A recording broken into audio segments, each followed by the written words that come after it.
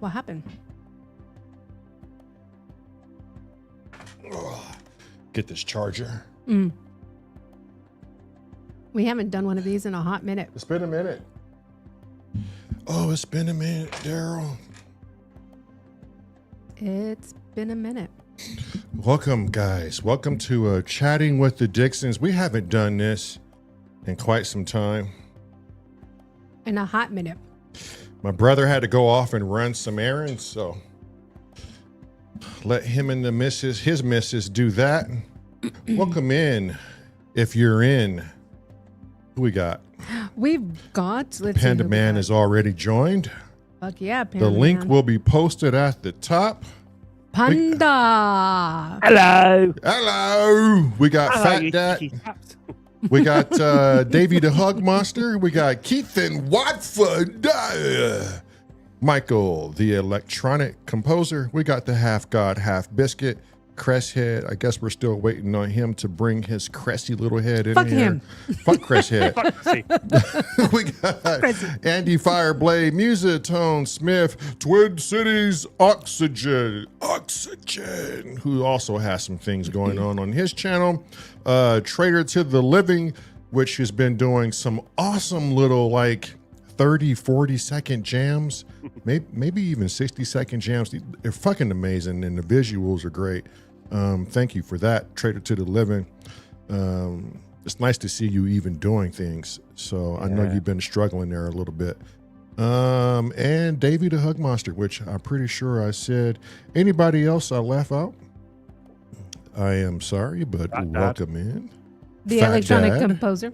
Yeah, I think I got Michael. Oh, okay. George G's is in the house. As promised, he would catch me later. And he always does. Is there anyone George G's does not catch? I don't know. You No, would I have to can't- ask Probes.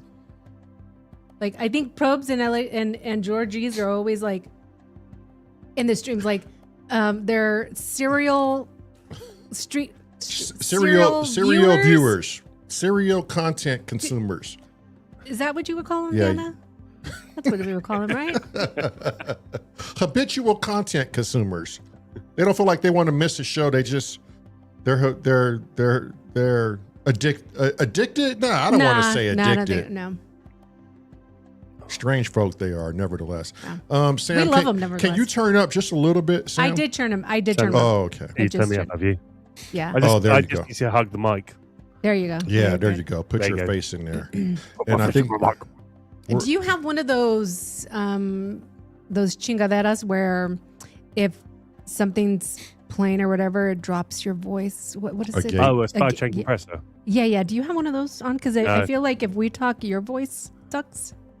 No, that might be something internal to Streamyard. Oh, stupid Streamyard. So I Yeah. can turn myself down a little and it will stop gating it. No, I thought you Okay. were. Oh, Yeah, you sound good. yeah. He sounds good now. Yeah, you do. Ooh, what are you drinking? That's like some kind of dark, That's warm some- fucking. Beer. Yeah, no, it is. It's called Christmas Pheasant and it's a bottle conditioned beer. So that means a scum at the bottom, which it's all right, but it is. I can't see it through it. I kind of like my Yeah, beers no where I can see through it, but yeah, it's that nice. shit looks dirty. Oh my god, I would not be able to drink that. Right? That shit just looks thick and muddy. Oh, God. You'd be surprised. There's Yeah. only one beer. There's only one beer I can drink. And I don't even know if you would consider it beer. Let me see if I can find it. Yeah, I found It it. is Blackwater. It's called. Hang on. Black water. Oh, where'd it go? Oh, there it is. Yeah, Keith said, I bet you that shit is chewy. Yeah. It is when you get to the bottom. It's bottle conditioned, so you do get loads of sludge at the bottom. It's horrid when you. Okay. I'm not even gonna try to Just pronounce chewing on the yeast. this name of this beer. Pint of Marmite. Yeah, it does. Shit. But this one's super yummy. My sister got me on it. Juicy peach. Yeah, but who's But the name of it, I don't know how to pronounce that name. Lienenkugel? It's LEINENLIUGELS. Why would you even try? Oh no, that's K. KU. Leinenkugel. Leinenkugel. So when you're saying anything German, if the E is first, it's Leinen. Leinen. If it was an I first, it would be Leinenkugel. Oh, so it's Leinenkugel. Yeah, Leinenkugel. That's a really good beer. Probably because it doesn't really taste like beer to me. Well, that's why it's fruity. Yeah. You'd quite like quite a few of British IPAs then, actually, because they don't taste like beer. They taste like fruit. It is really? Leinenkugel. Leinenkugel. Leinenkugel. Lee. It's E's at the front. I don't know. We all say Leinenkugel here. Oh, so it's Leinenkugel. See, you say it wrong. Yeah, don't you fuck with us, Don't Sam. listen to Tone. He doesn't know anything. Welcome in, and holy shit, River X Music. That guy has, he's been missing in action for a reason. His health has not been the best. Getting better. He spent some time away trying to get himself better. Welcome back to Monkey Island, River X. Man, God, we have missed you. River! Yeah. We've missed you. Haven't seen you in quite some time. Has been a minute.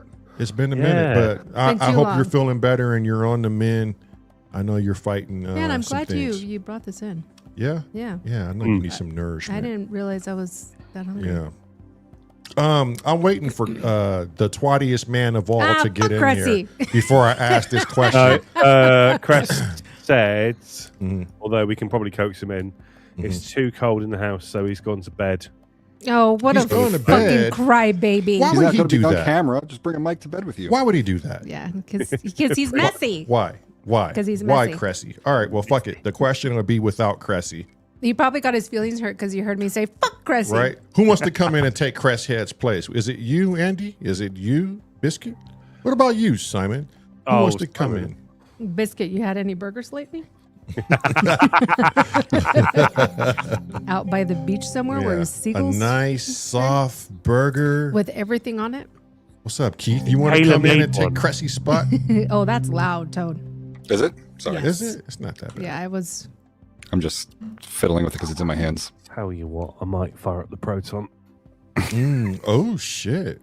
A proton firer. Yeah. Just got to remember where I put the power cable. That's quieter. He's like, where's my power cable? Fat Dad said, give me 5 minutes. He'll hop in and take Twatty's place. Nice. That was a better option, Yeah. anyways. Yeah. You fucking it. Yeah, I am on yeah. one today. Yeah, I know. But Cressy, I mean, Cressy knows it. Cressy and I, we just go back. they get along like peas and Yeah, carrots. we're like brother and sister, where he's like the way older brother. Yeah. And I'm like the way younger sister, and we're just like constantly fighting with each other. But at the end of the day, we actually really do love each other. But we'll peas and never carrot. admit it to each other. Like peas and carrots, more like Yeah. peas and shit. Peas Yeah, and there you shit. go. There you go. It just goes great together. What's up? Upright double bass. This world needs a hero. Just hopped in. Becky, as we've proven before, you don't need a webcam. I've got OBS on, and I can pick, like I do in Panda Chat, a avatar for you. Oh, there you go. Bicky, don't let him pick an avatar for you, please. No, let him pick an avatar. It's not going to bode well. Let him pick it. Let him pick it. Let him pick it. Okay. Well, I'll wait till Simon gets in before I And real before I quick, ask for the those of question. you who are on the vertical side and are like, what the fuck? Why does this look so fucking retarded? Yeah. There's also the horizontal link. So, and you'll know the difference because I've named them differently. So one will have vertical in front of it. It was obvious, I'm not going to lie. Yeah. Yeah. Yeah. If you Yeah, can't not that I know to figure it look for Because it. I actually read the actual description of the Yeah, name it of it, I says went, oh yeah, I'm vertical. You want the other one? Oh, Becky. Oh, shit. Like, Yeah. Why didn't you say that he's- first before the webcam? Yeah. Yeah. Say Aw. that first before Poor the Becky. webcam. Well, hopefully you feel better soon. Yeah. Yeah. And hopefully you're fully recovered from, I don't know, somebody molesting your mouth. Yeah. What's Yeah. the story for that? What, Excuse me? I think Oh, Bisky he had has like 17 different teeth reasons pulled. to. Yeah. Jesus. And he was asleep and didn't even enjoy it. Right? I don't think he wanted to be awake for that shit. Vicky was like, "What?" Yeah. Yeah, that is awful. I'm sorry to hear that, Vicky. That is Yeah. fucking to have 17 pulled. They, It's a lot. who was telling us Oh, yeah. yesterday? It was in the hospital. I'm like, wait, like all in one day? Like, to me, that didn't make sense in my brain. Mhm. But it was done in a hospital under general anesthesia. So I'm like, oh, okay, that makes sense. I think I had okay. 2 wisdom teeth pulled at the same time once, and I was So did out of I. it for like a day and a half. On the same side, Yeah. right? Yeah. I don't remember. Because I think they can only do it on the same side because they can't have both sides fairy. of your. No, I had both pulled. But they had to be on the same side, not opposite sides. I don't remember. I know it was pulled on opposite sides. Because I had 3. Maybe they've changed. I don't know. But when I had my wisdom teeth pulled out, Yeah. I only had 3 come in. Yeah, traitor. And then I was like, well, why can't you just pull all 3 at once if you're doing 2? And they're like, I can't numb both of your sides because you won't feel anything and you could potentially choke on your own tongue. Oh, that makes sense. Yeah, but I had 5 fillings and they numbed my entire mouth. Probably a different level But of numbing. yeah, that one's not as intense as pulling your wisdom teeth. Also, who knows Yeah, what they no. do over there with you guys? Leah's got a. They do 17 in one shot, so Apparently. Yeah, I mean, should Leah- we get the dentist on? Go ahead, Sam. we should Leah's get got the dentist. a impacting wisdom tooth that's pushing into another tooth. So it's Oh shit! Ooh. pushing on her TMJ, Mm. trimeral something nerve, and it's known as the suicide pain.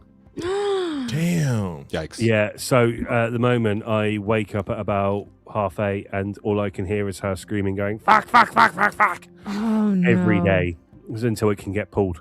Is she, Because it's not the actual wisdom tooth that's broken; it's the one that's pushing into the other one that's. is she getting that face. fixed soon? Hopefully, yeah. Jesus. I hate being woken up to screams. Damn. Yeah. Oh, You're not shit. kidding. Well, I hope they jump on that real quick. Is that something Yeah. that could be an emergency? Don't talk to British about dentistry; it's all fucked. Oh fuck! Yeah, Damn. we Yeah. know that. Yeah. Oh, I Hi, know. Simon. What's up with you, Simon! Simon? Yay! Yay! He's in. It's Fat Dad with Right. PH. It's Fat Simon, bitch. Did I yeah. even say that right? Fat Simon, bitch. I left out a bunch Great of words. bitch, you great. Yeah. Oh. I left. Great. I'm doing the debt twat then, am I? You got to take over Cressy's spot, so that means you get shit on, Simon. Yeah. What's new, man? You bastard! Now I've got, There now you I've got go. you on. Now I've got you on the fucking chat.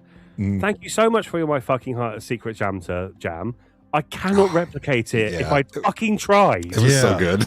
See, that's the one jam I haven't heard too. Is Simon's? It's the yeah. Can you pull that up? Yeah, Simon, you have it on your channel, yeah? Yeah. Okay. Oh, I've got the whole list of everyone's jams, but yeah, okay. Oh, do Do you? want to post it in the post private it. chat? Post it, Sam. Yeah, we'll do. That was the 'Cause- most fun I've ever had doing a hardware jam, I've got to say. That was the most what? That was the most fun I've had doing a hardware Oh, jam. nice. Oh, I bet. Shit. Rip the piss out of him on this something rotten. So I did. You bastard. It wasn't ripping the piss out to me, though. It was like, oh, these are the lovely things I like. Smiley faces, pandas, big beat. Yay! Yay! Who wouldn't be happy? Right. Yeah. Is there do we have a moderator on the vertical side? I think I'm in there sending people. Okay.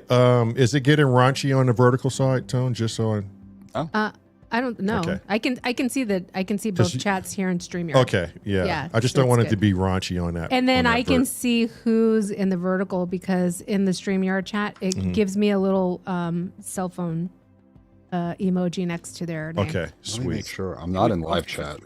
Why So, couldn't like- you have YouTube? It's like we're in Right. fucking Strange Things. Oh yeah, Yeah. yeah. Whatever. we're in the fucking in between. Yeah. So George G's right now is in the vertical. I thought there was somebody else that was in the vertical. Give the guy a rest. He's driving and listening to 4 other streams at the Yeah. same time. Yeah, I know. Fucking George. Which he should be Honestly, on the to buy vertical. 7 It's easier. synthesizers. The electronic composer is in the vertical Uh-huh. stream. What's up, Roy Droid? That's all I see for right now. Fuck vertical chat. Okay, let me. Fuck vertical chat. That's hilarious. Okay, share. And then share. later in this chat, I want to show people a quick Trader to the Living short that he's been running on his channel. It's fucking good. Fuck Trader to a Living. Fuck him too. Fuck everybody. Fuck apparently. everybody. Apparently she's just I'm not just in having a it. mood. She ain't having it today. Yeah, no, you seem to be going to a more Lamont way of things. Yeah. And I'm starting to not take that role anymore. What's up, Viral Beats? Leroy! Lamar's in. I'm just tired and my knee is achy. I did the bike today. Yeah, you really worked that fucking thing. Oof. It's very, Yeah. very The rehab ouchy. rehab has been killer. Yeah. Everybody. Rehab has been. everybody. Fuck everybody. Everybody, fuck. Who'd you say was in Lamar? Fuck Lamar. Fuck RDV. Yeah, fuck Biscuit. Go fuck a moon or No, something. poor No. Bicky. He's Yeah. probably the only one. Don't get a heart now. You were doing great. Fuck Bicky. Okay, you want to play this Yeah, let's play it. Secret Santa? Okay, here we go. Oh, let's lower you. Okay.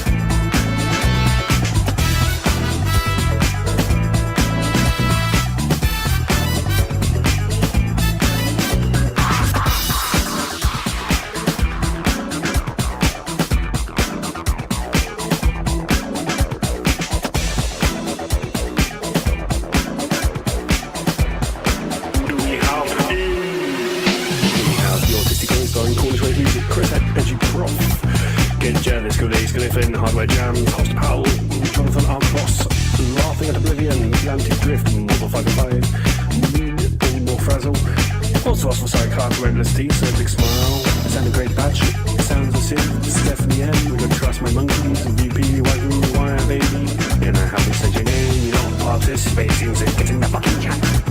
Is it getting the fucking chat? Is it getting the fucking chat?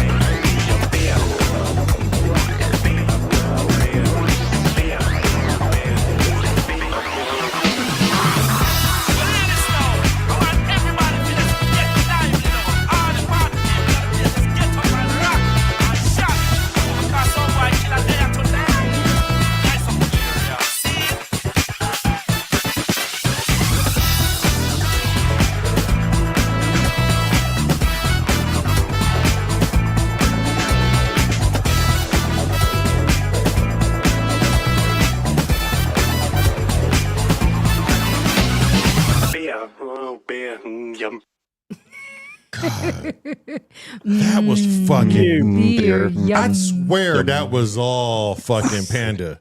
Right? Like there's You no didn't way know. you would think You Simon. knew Right. there was Simon in there. Right. There I mean, was you Simon's can, signature. don't get me wrong. Yeah. But go ahead. I'd have to sample a black man playing those keys.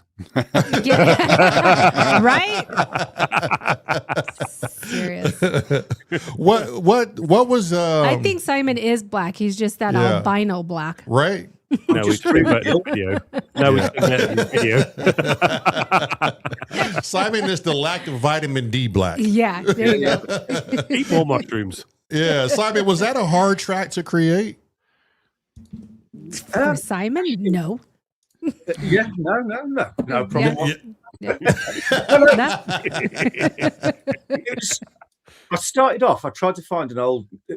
I was taking your advice, actually, Sam. Find an old Northern Soul track and sample it, and then just stick a 303 over it.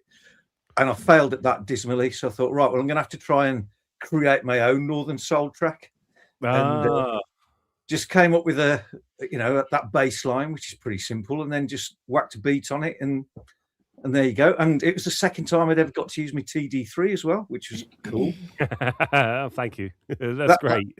Yeah. So, I was going to sell it, so it's a good job I didn't. Yeah. Yeah.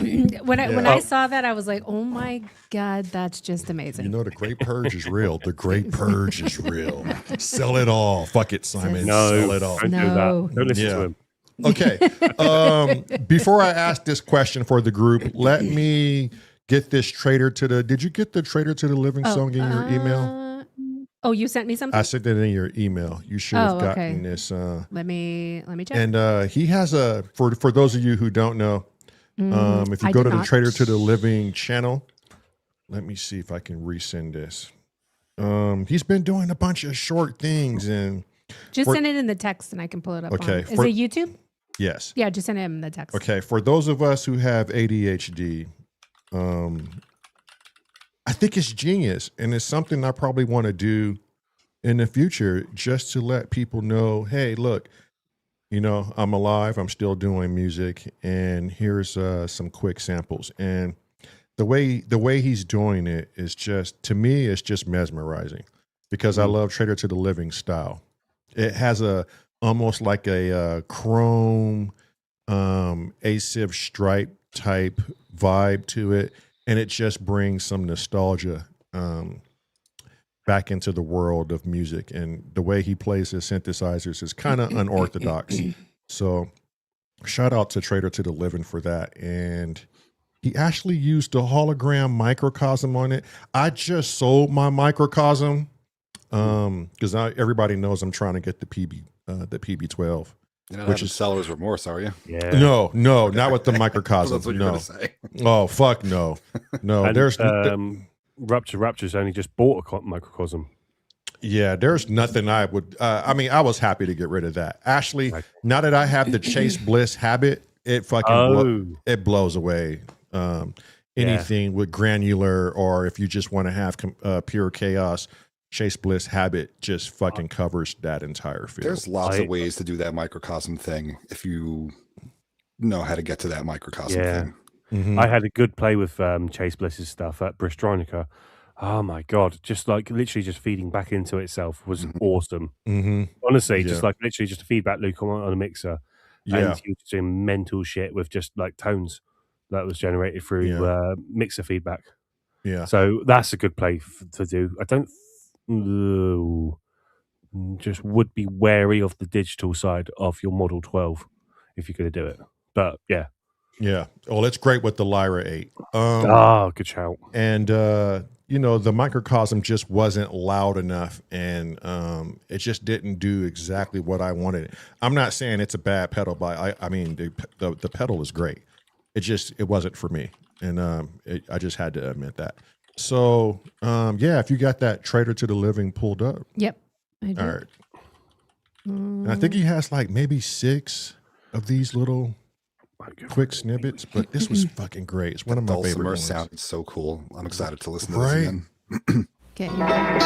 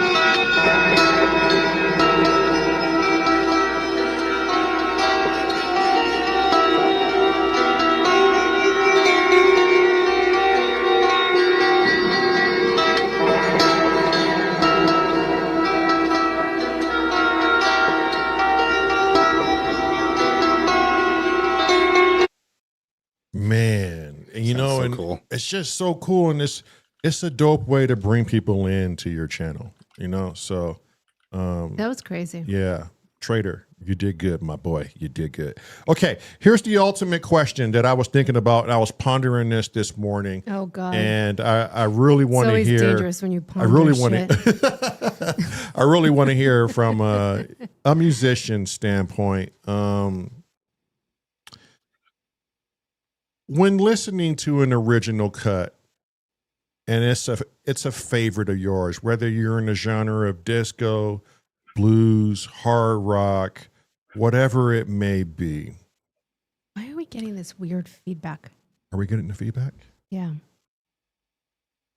Every time we talk, you hear it. There's like a weird static. I'm not hearing it. I'm not Yeah, hearing me that. neither.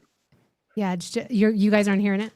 Okay, No. then it's just us. No. We'll just deal with it. Okay. And when you have your favorite cut, someone comes along, and I'm not talking like a Weird Al Yankovic person, but someone comes along Not parody. and I don't want to say they remix, but they come along and they cover one of your favorite songs. In your mind, is it a must that the cover is better than the original?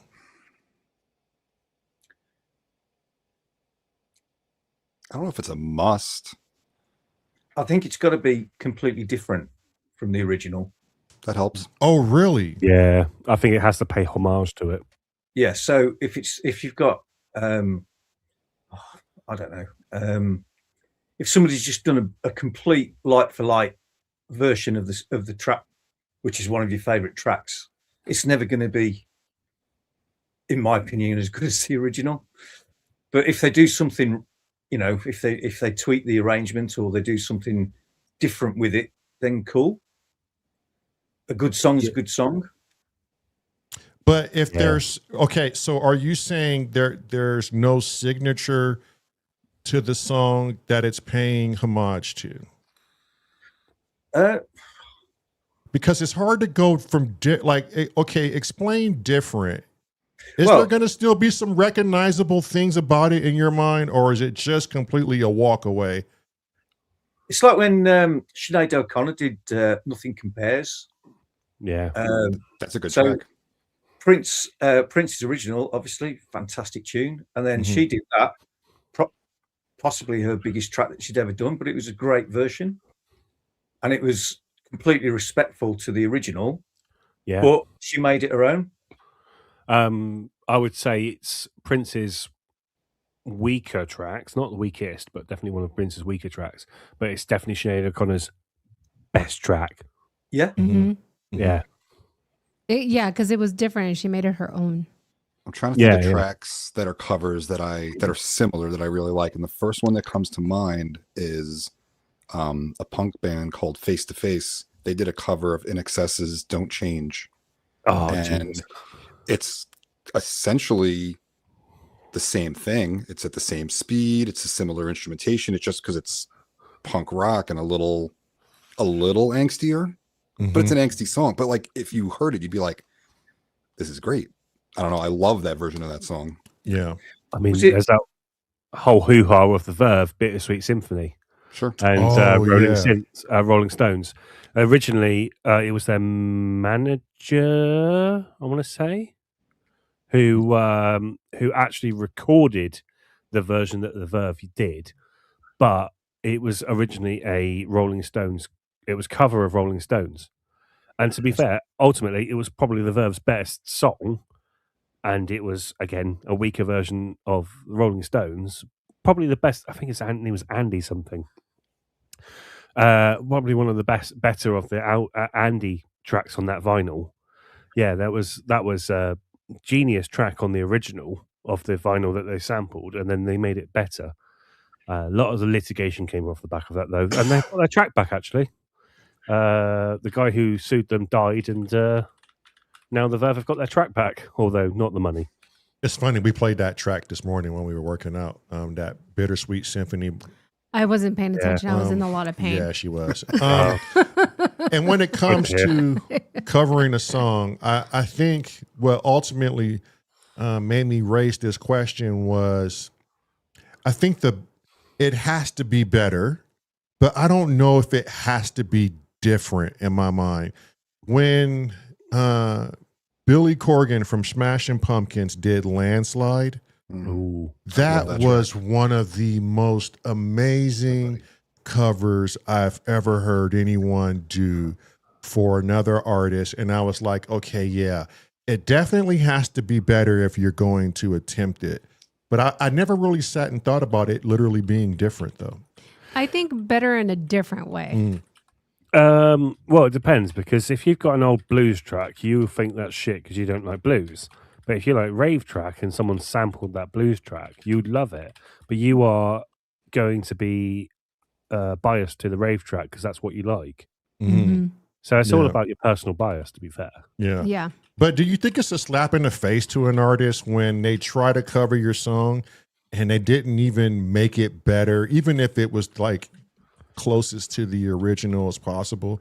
Is it frowned upon, or can one still say, you know, that was nice of a person to do, although they really didn't give the song justice?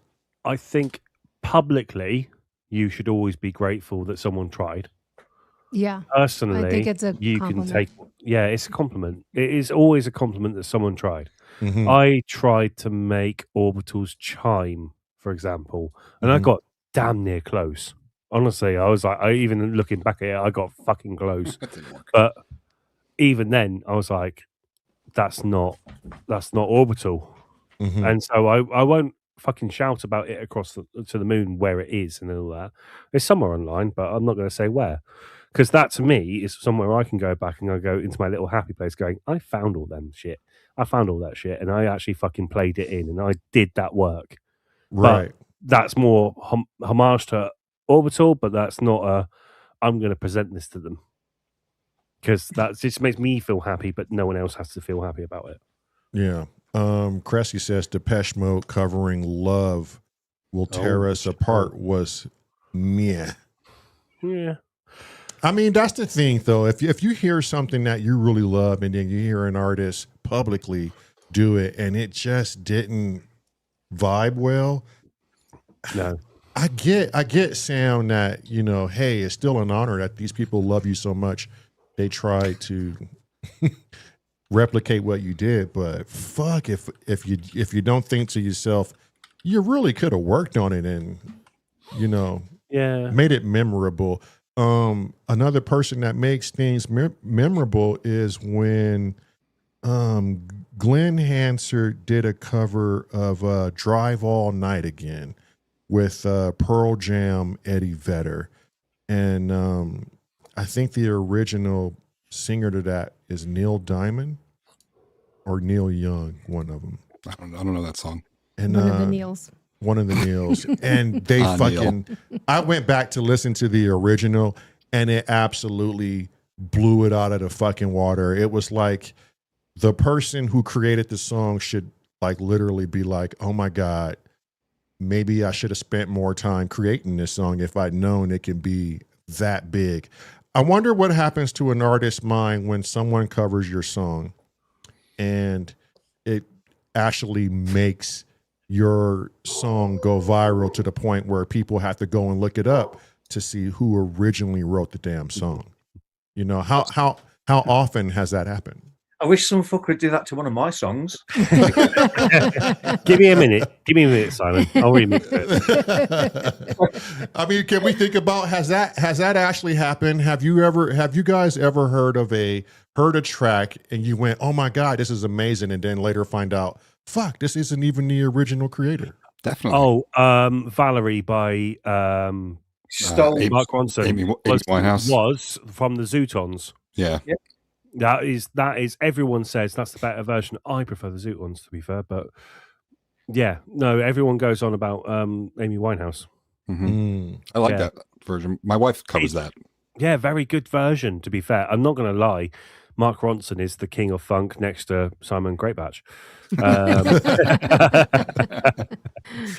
But a lot more money than I have, though, mate. To be honest, he's got more money. That's all it is. Michael, the electronic composer, says Johnny Cash's version of 9 Inch Nails "Hurt." That's a good version of that song. That is a good version. Oh yes. There is a guy called. Oh God, he does such. He wears clown makeup. It's not the guy is in my mouth because that's the guy who runs another synth channel. But it's a sad clown, and he does a wonderful version of another pop punk song. Which it's all escaped me now. I'm going to go Google it whilst I dig myself into a hole. now I want to know. Yeah. Was it Bush that did a cover of Toxic, Britney Spears? Who did it? Rush. Bush. Bush. Bush did a cover of Britney Spears. I'm not aware of that. That's awesome. I think it was Bush. It was like a sort of punky rock band, and they did it, and it was fucking brilliant because it's really Toxic. Actually, it's quite a good song, isn't it? Yeah, it is. Yeah. And but they did this like proper raw version of it, and it was brilliant, absolutely brilliant. Mm-hmm. But again, it's like taking an original and then making it your own. Mm-hmm. Yeah. I think I'm just trying to think of covers that I've heard, and I thought, why did you even bother? Yeah. It's like when a lot of people disagree with me. It's like when Bauhaus did a cover of Ziggy Stardust. And no, you can't do that. It's a sacrilege. But again, it's one of their biggest tunes. So yeah, I think that's how I'm finding a lot of artists I didn't know about is when people do covers, they sound so great, and they lead you down this rabbit hole of who really created the song, and you go and hear it, and you're going, oh, well, shit, I would just hate to do something like that, and then later down the line be like, fuck, I probably should have produced this track a little bit better. Sam found it. I have found it. Yes, I have. His name is Puddles Piddle Party. Puddy's Piddle Party. Okay, I got to see who this person is. And I'm sticking it in the private chat. Okay. He does an amazing thing of All the Small Things by Blink-182. And I honestly, I sing this cover in the shower because that's the only place I know where the acoustics are good enough for me to fucking belt it out. Shower is always the place where everybody should sing. Yeah, everybody likes that reverb shower. I don't know if we could play it. You can play legally 8 seconds of it before it gets cut. Okay. So let's do this. Please ignore the barking dog. We did earlier, don't worry. Should I do it in the middle so we can hear him sing? Yes, he's got such a voice. There you go.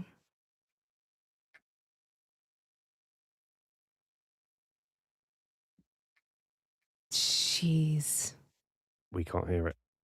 You can't hear it? We can't. Oh, did I not share the right one? Oh, how come it?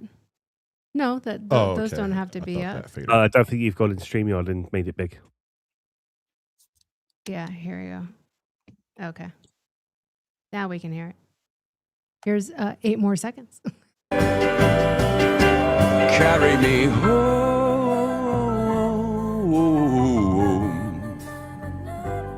Jeez, that dude's voice. I gotta go watch that. Yeah. I met the bloke. He's lovely as well. Really? Yeah, he's awesome. I met him in Edinburgh Fringe in 2016, something like that. He looks abnormally tall. Oh yeah, he's about as tall as me. He is as tall as me. I think he had lifts in his shoes to get him as tall as me, but that was about it. So he's only about an inch shorter. Yeah.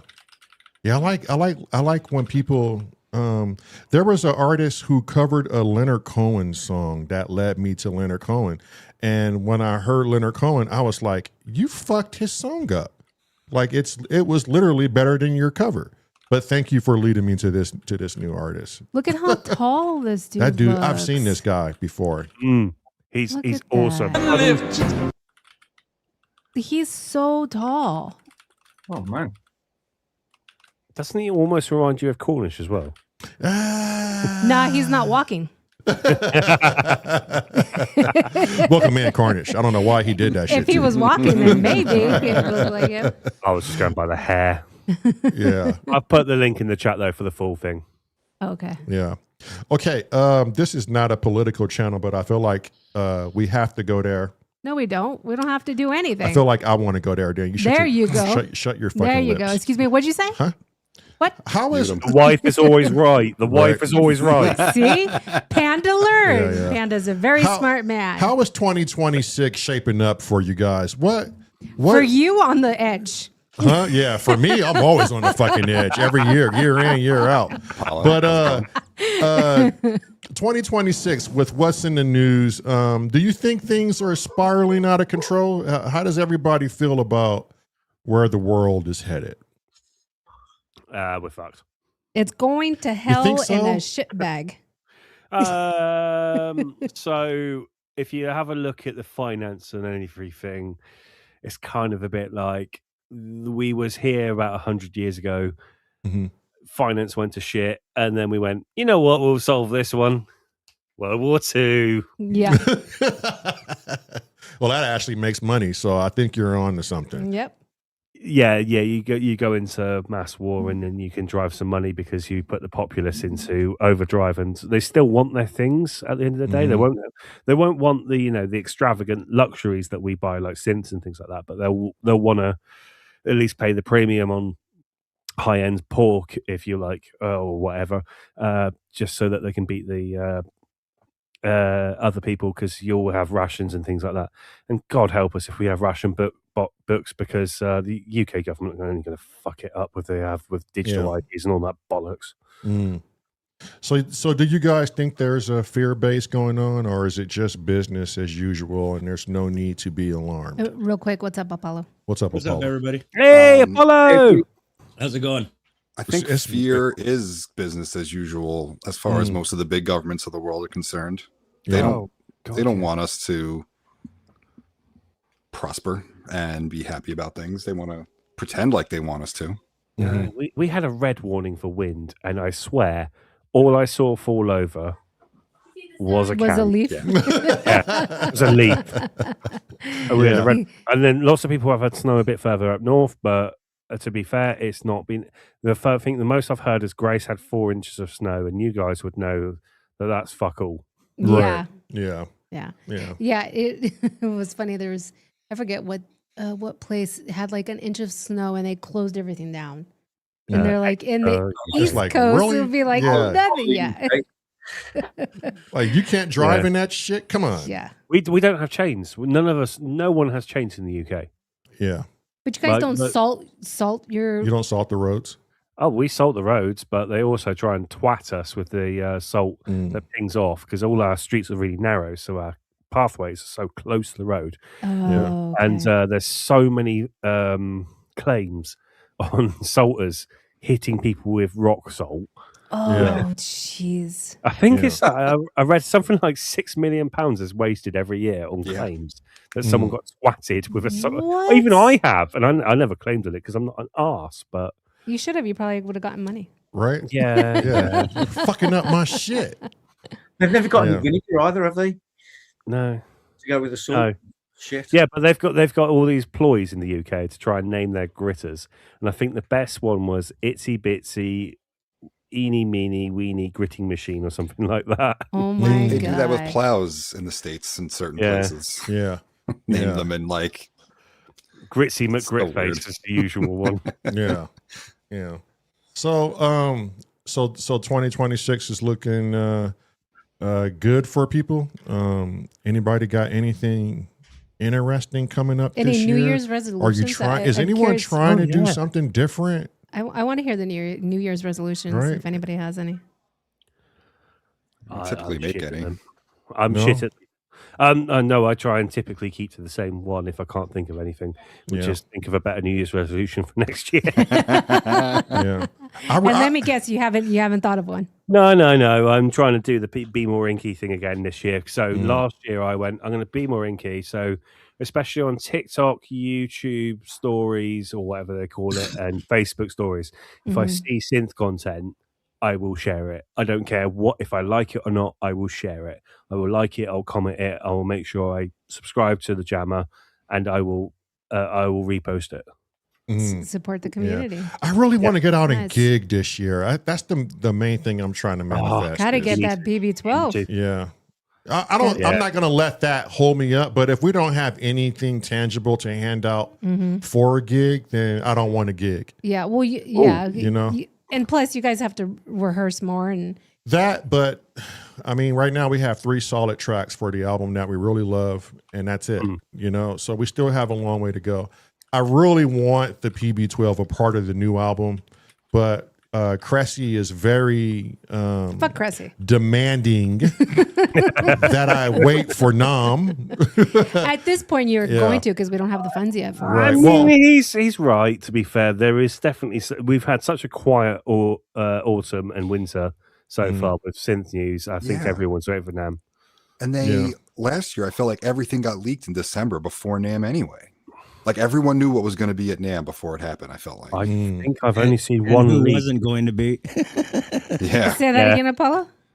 And who wasn't going to be. Oh, yeah. Yep. Yeah. I don't know if Arturia is going to come out with a 16 voice flagship. It just seems highly unlikely.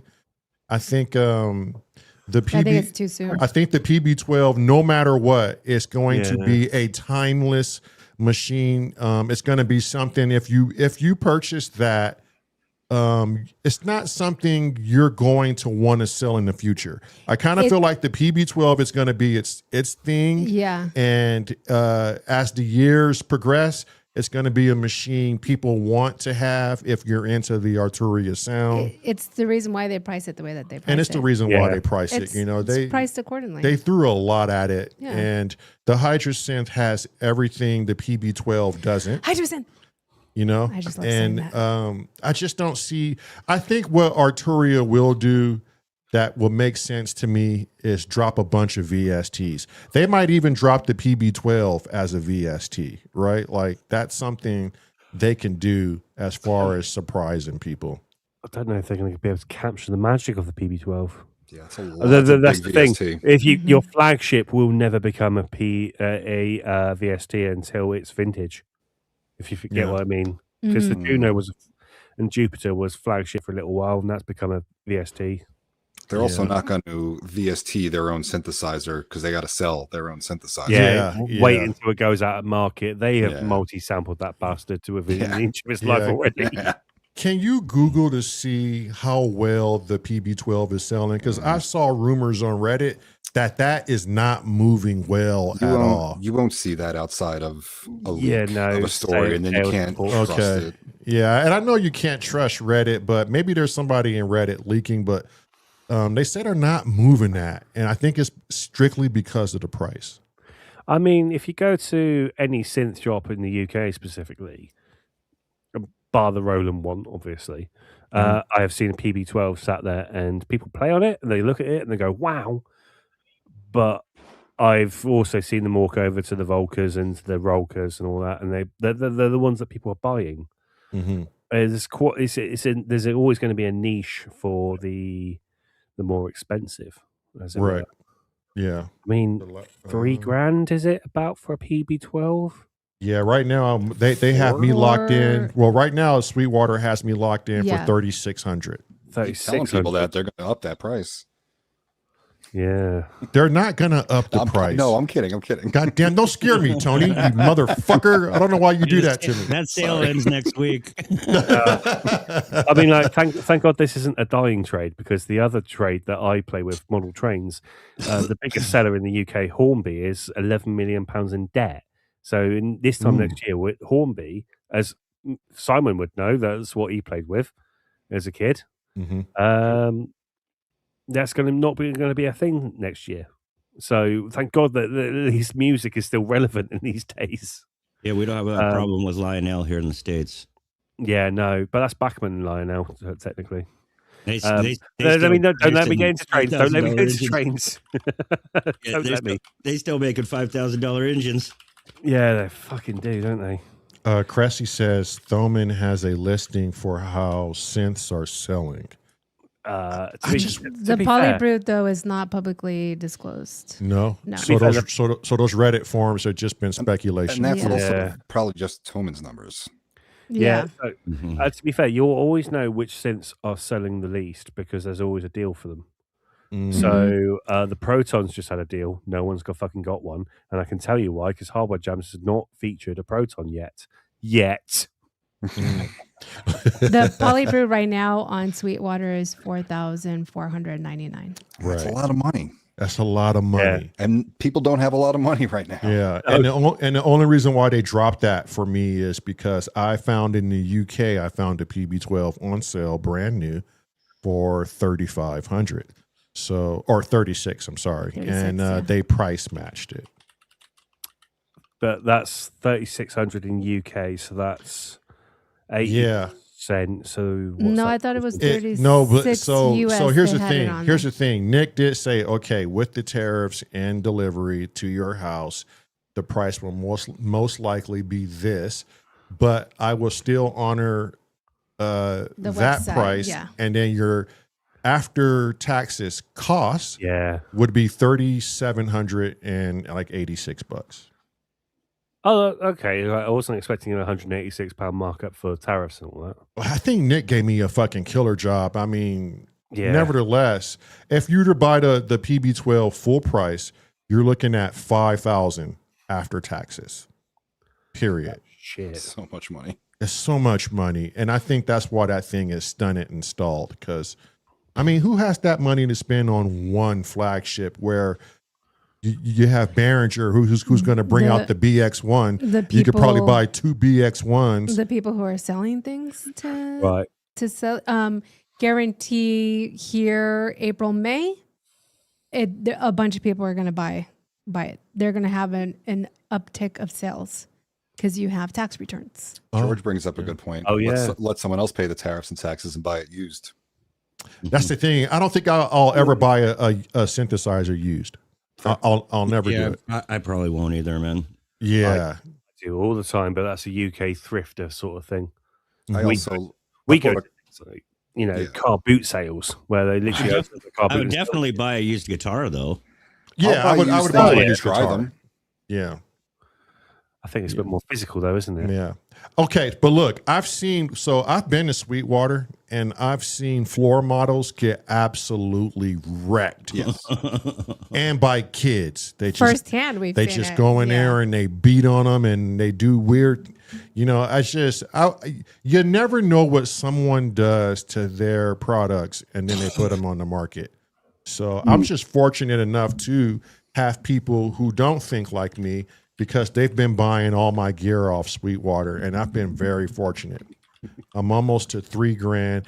The purge is real. Like, people are actually buying used gear, and whatever I post up, they buy it. So I can't complain. I'm almost there. The only thing now I'm worried about is I was watching the Synth Samurai show, and they were showing the BX1, and my fucking God, that thing is beautiful. I just don't know what it does completely because I'm not the professional when it comes to any Behringer product. So I'm going to be reserved on it. So the BX1, the DX1 originally is, you've got Victor Pog said it right. If those who are drooling over the BX1 have never programmed the DX7. I tried. No thanks. I've just commented, or a TX81Z, which is 2 less operators, which is fucking more of a nightmare because you're trying to get that tone, and you're going to go to the fifth operator and go, I don't have that, fucker. Right. But yeah, so the BX1 will be amazing, and the reason why it'll be amazing because the presets will be amazing. Oh yeah. Yeah, so that's basically what people are going for because the DX1 presets are pretty damn fucking good. And if the algorithm is as correct, because it's digital, it probably will be for the BX1. I have good hopes, almost like the PPG that they released. They were so close to the mark with the PPG. There was just that little bit too far away, though, that the BX1 will be a good seller for the price as well, to be fair. You're going to be close enough. But I just can't. I just don't get it myself. At the end of the day, when the DX1 came out, it was incredible. You know, it was absolutely matchless. But it's just ultimately it's just two DX7s stuck together. Yeah, it's still just that. Yeah. And if you play a DX7 sound without any treatment or anything, or even two DX7s without any effects, 90% of the sounds are pretty awful. Let me just do you one better there, Simon. 2 Volker FM2s. Oh, there you go. Yeah.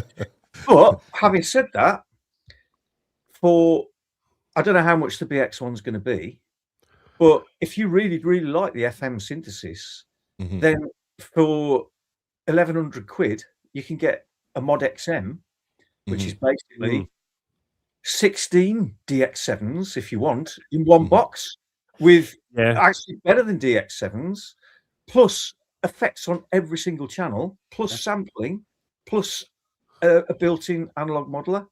And I've just got one, and it's fucking brilliant.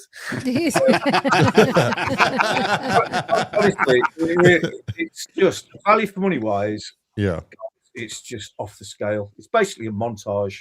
I mean, I was only speculating it was 700 quid. I don't actually know what the BX1 will retail at, but looking at the Poly D, which came out at 400, and then the PPG came out at about 500 ish. It's like it's they're going to flagship it, and it's going to be like 600-700 easy. You're right. For an extra 400, get yourself a Mod X. Seriously, for the extra money, get one of those because it's literally infinitely better. Keith and Wofford said, I trust the BX1 will come with editor software. Yeah, don't fucking trust it though. As I did. Yeah, I don't trust that either. I tried to update my Edge today, and I'm now in a fucking updater loop where it won't come out of the updater. Oh no! So I've emailed Behringer to say, can you send me the previous version of this fucking updater so that you can fucking use it? Damn, But that sucks. with my Model D, Mm-hmm. we're using the Behringer app to Yeah. update it, yeah, and it just went into an endless loop. I think couldn't it's get it. DFA does fuck all mode. That's the one. Yeah, that's the one. So what the sense is that Behringer doesn't do great editor software? No, it's their infrastructure on the digital side when it comes to updating. So their backend, their backend is terrible. Because I've seen, whilst Googling earlier on today before we did that thing, I was Googling on my Edge, and it's not just this, it's all their modular stuff, it's all their semi-modular and their full-size kit as well. It is subpar on that one, let's say. Oh, that's not good. Yeah, But people in the chat are agreeing. Yeah. That's crazy. I appreciate what they're trying to do with their pricing and like getting all this stuff out to people at these great prices. But when it comes down to it, when you're making a product that complicated at that price, there are corners you're cutting. And it's not always just, these potentiometers aren't as good as the other ones on the market. These oscillators aren't as good as others on the market. Some of it is how you update your units, how you run your software, how good your website is, how good your tech support is, all that it adds up. So yeah. R&D as well. The R&D that goes into it. How the fuck can they sell these synths at that price at that R&D level? I don't know. But there's so many. Sorry, Tom. I was going to say there's so many hours in like the 303, for example, for a mono synth. That's a mono synth. It's got one fucking note. It probably racked up into the thousands. So yeah. I've got the Pro 800, and I've got to say, if you've got a spare 230 quid floating around, that's worth every penny. It's an 8-note analog polysynth which responds to polyphonic aftertouch, and it gives you that profit sound for 230 quid. It's just insane. Is that a desktop? Is that what you're saying? Yeah. It's up there somewhere. On top of the desk. Yeah. I've never seen one. Oh, it's fantastic. The Behringer Pro 800. So it's like, it's not quite Prophet 5 sounds, but very close. And it's got the is it the ZZ modification in it as well, so you get really punchy envelopes. But if you want an analog synth super cheap, which is incredibly good value for money, go for that. Mixmaster says, not a lot of R&D when you're cloning. He's got a point. Yeah, you have a point, but it's they Still got to do it. Yeah, you got to sit there with all those bloody components sat there on a breadboard. Yeah, you still got to make. Can we go? Cressy got a point. Can we go full screen on Simon? I really want to see what this looks like. Oh yeah. Yeah. Shit, The face he made. Move your big fucking head, Simon. Right, hang on. Let's move this down a bit. HS5s. So Looks yeah, like it. HS5s, and then so in there from the top to the bottom, I've got the Wasp, the K2, which is the core one, the then the 1800, which is this one here, then the Model D. So that's my little Behringer rack. Then I've got a Supernova, JV 1080, Nice. EX5R, and a Roland S760 sampler. Mm-hmm. And then over here, I've got my Wave State,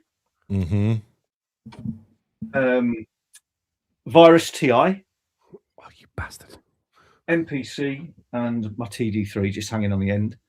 And then here, I've got my Modex and Microfreak. And then my Phantom's in the car because I had an EMOM last night. So it's in the car freezing its tits off. That's that Modex you were saying that you absolutely love. Yeah, I had it just before Christmas, but I bought it mainly for my band, to be honest with you, because the Phantom is so heavy, lugging that around all the while, and it's super light, but the sounds on it. I've got the original Modex in there as well, but I don't use that anymore because obviously I've got this. But everyone says it's a workstation. It's absolutely not a workstation. No. It's a really deep, fantastic synth with FM sampling and now the analog modeling on it as well. There was a song that you had in the premiere recently that you did that showcased you playing it, and I was like, was that the keyboard? Yeah. Yep. Okay. I remember looking at you. I was like, man, Simon is just so amazing, and there was just something about like his particular songs. I'm like, I always know when it's Simon. It's his. Yeah. I think it was towards the end of the premiere, one of the last few songs. Yeah. I'm going to. I've actually genuinely nearly finished doing the Spanish version of that track, by the way, Marilyn. Oh, nice. I haven't forgotten about it. It's just that, Christmas and everything. Oh, yeah. Oh, I'm excited. The Spanish version is going to be. So yeah, give me a couple of weeks. And, yeah. Take your time. I'm still. She asks for some challenging shit too, though. So. I'm still kind of immobile, anyways. I'm still on this damn walker for the next 2 weeks at least. Yeah. Yeah. This recovery for her knee has been the worst thing I've seen anybody go through. Yeah, it's so hard. Please tell me you haven't put tennis balls on the bottom of it. No. No. But I did think about bedazzling it. Yeah. A little bit of a dazzle. It sits down there, lower down, doesn't it? Oh my God. It is so weird seeing her get around with a walker. I'm like, fuck you. You just look old. You look old and broke. But man, they did a gnarly surgery. For them to take a drill and drill in her bone and create I think 4 or 5 holes. Yeah, I think it's 4 holes in the bone. Yeah. No, on the side it was so the bone that's underneath the kneecap. They went in there and drilled 4 to 5 holes all the way through to where the bone marrow is, so the bone marrow can leak, and then as it leaks and heals, then the cartilage that is no longer there can regrow. Oh, that's interesting. So then that way I'm not bone on bone anymore, which that's what was causing a lot of pain. And then I had a lot of arthritis and then wear and tear underneath my kneecap. So they went in there and shaved it down with a little Dremel. Shaved off my bone to make it Oh, I've got a smooth. Dremel. Maybe that'll sort mine out. Yeah. So essentially they did like I had micro fractures. So I had fractures in my bone because of them drilling. So it's non-weight bearing for 6 weeks. Yeah, I think right now we're at 50% weight. We just put her on the on the Peloton today. Yeah, not a full pedal. Can't didn't do too great, no, but at least she was moving it somewhat. Yeah, and it's very, very hot right now. It's yeah, very but when swollen she right came now. out of surgery, the next day, my God, the bruising and that thing swole up like a basketball. You can literally hover an ice cube above my And it knee, would not melt even touch it. instantaneously. It literally melted. The heat that was coming off of that knee was insane. You know what's scary is I cannot imagine anyone doing this surgery without a significant other you can't. by their side literally 24/7 because had I not been here, I'd be fucked. I don't understand how they can release someone from the hospital On their own. without making sure someone is going to be there for that individual. Yeah. Because you can't really do anything. You're either on crutches or a walker. They recommend a walker because it's more stability. You have the 4 points versus the 2. And so you have to hop yourself around the house in pain because it hurts to hop. You're not putting any pressure on it, but it still hurts. So how are you making food? How are you getting to the table with your food? How are you even getting coffee in the morning? Oh shit! Mixmaster had a knee replacement. He said, "Do you have a cooling machine?" Yeah, they don't give us cooling machines unless you get a knee replacement surgery. Yeah. So we got ice packs. Somebody said, "Bride of Frankenstein, electronic composer." You know what? I just felt so fucking bad for her. Like, it's there was a couple of times where she was so frustrated. She just she came to a point of just wanting to fucking give up. Like, I was just like, I'd much rather, I don't know, speaking for her, probably, I'd much rather live with the pain than having to go through that process. during the again. first 2 weeks, I was like, fuck, I should have just bitched and complained the rest of my life. But now that I've had it and now that I'm much more mobile, and I don't have that constant 24-hour pain, I'm like, I'm glad I did it. Yeah. It's getting better. I was a little nervous because literally last week I was like, why is this not getting better? And when something doesn't meet your expectation, the next logical thing you'll do is you'll go on fucking Google and then you'll go down this fucking rabbit hole and now then you've got cancer. Right? And all of a sudden those drill marks turn into cancer. Yeah, everything leads to cancer. Jesus. Yeah, so it was, and it was nice to find certain forms that go, hey, some people it just takes longer than others, and the recovery is horrible, but it's worth it if you're doing the right PT. Yeah, and which we have. The PT has been on point. But what's crazy is you don't realize how much you miss bending your knee until you can't. The moment you isolate something, or you don't realize how much you miss straightening out your leg until you can't. Well, or even sleeping like on my side. I couldn't sleep on my side. Well, Wednesday I ended up in A&E. What's that? That's your EMT. Why? Because I had a wooden board fall over off a wall. I thought it was secure. It was not. I walked away from it. It clocked me in the back of the head. Oh, shit. And I stacked it. And then they were like, I'm in an R-ing whether I had to go into a big A&E, big hospital to go and get bloody CAT scans and all that. Did it knock you out? I don't remember. I'm not going to lie. So it fucked you up. It knocked you out. It knocked you. Yeah, no. So it definitely knocked some sense into me. I haven't bought a third P6. Wait, you have two? Two for quite some time. I think he bought two at the same time. I bought one and then immediately. Yeah. Because I remember when he said he bought the other, I was like, didn't you just buy that? Right. Yeah. He's like, was the wooden board okay? Fuck you, bros. Yes, it was. Just say we can't help you, mate. You're too far gone. Oh, we need another board to knock them back into panda mode. Right? Yeah. Well, I mean, Christmas is over. Popcorn night Yeah. should be a thing now again. yeah, we want to keep popcorn night really consistent. You know, Yeah. I think more or less we look forward to it, especially Yeah. after a long week. Like it's one of our favorite times to come in the Well, studio. we couldn't come in. Mainly, I couldn't come into the Right. studio. Yeah, and you know, if you're married to your wife, if she can't do something, you can't do something. So don't Especially even ask. when she relies on you. Yeah, and you know what? I am so glad that that surgery landed in winter, and Oh, yeah. everything is kind of slow, Yeah. and I'd be fucked you'd if be it wasn't. fucked. Yeah, Yeah. yeah. So did But that really screw your Christmas up then, guys? it No, did- I mean, no, because we don't do anything anyways for Okay, Christmas. So I have my own idea, Simon, but I guess no, it didn't. No, it didn't. It didn't. Yeah. Okay, go on. Huh? Let's hear what you No, have I to mean, say. it didn't. It didn't really. Exactly. It didn't. I mean, I thought it was a fucking bummer, to be honest. The knee surgery.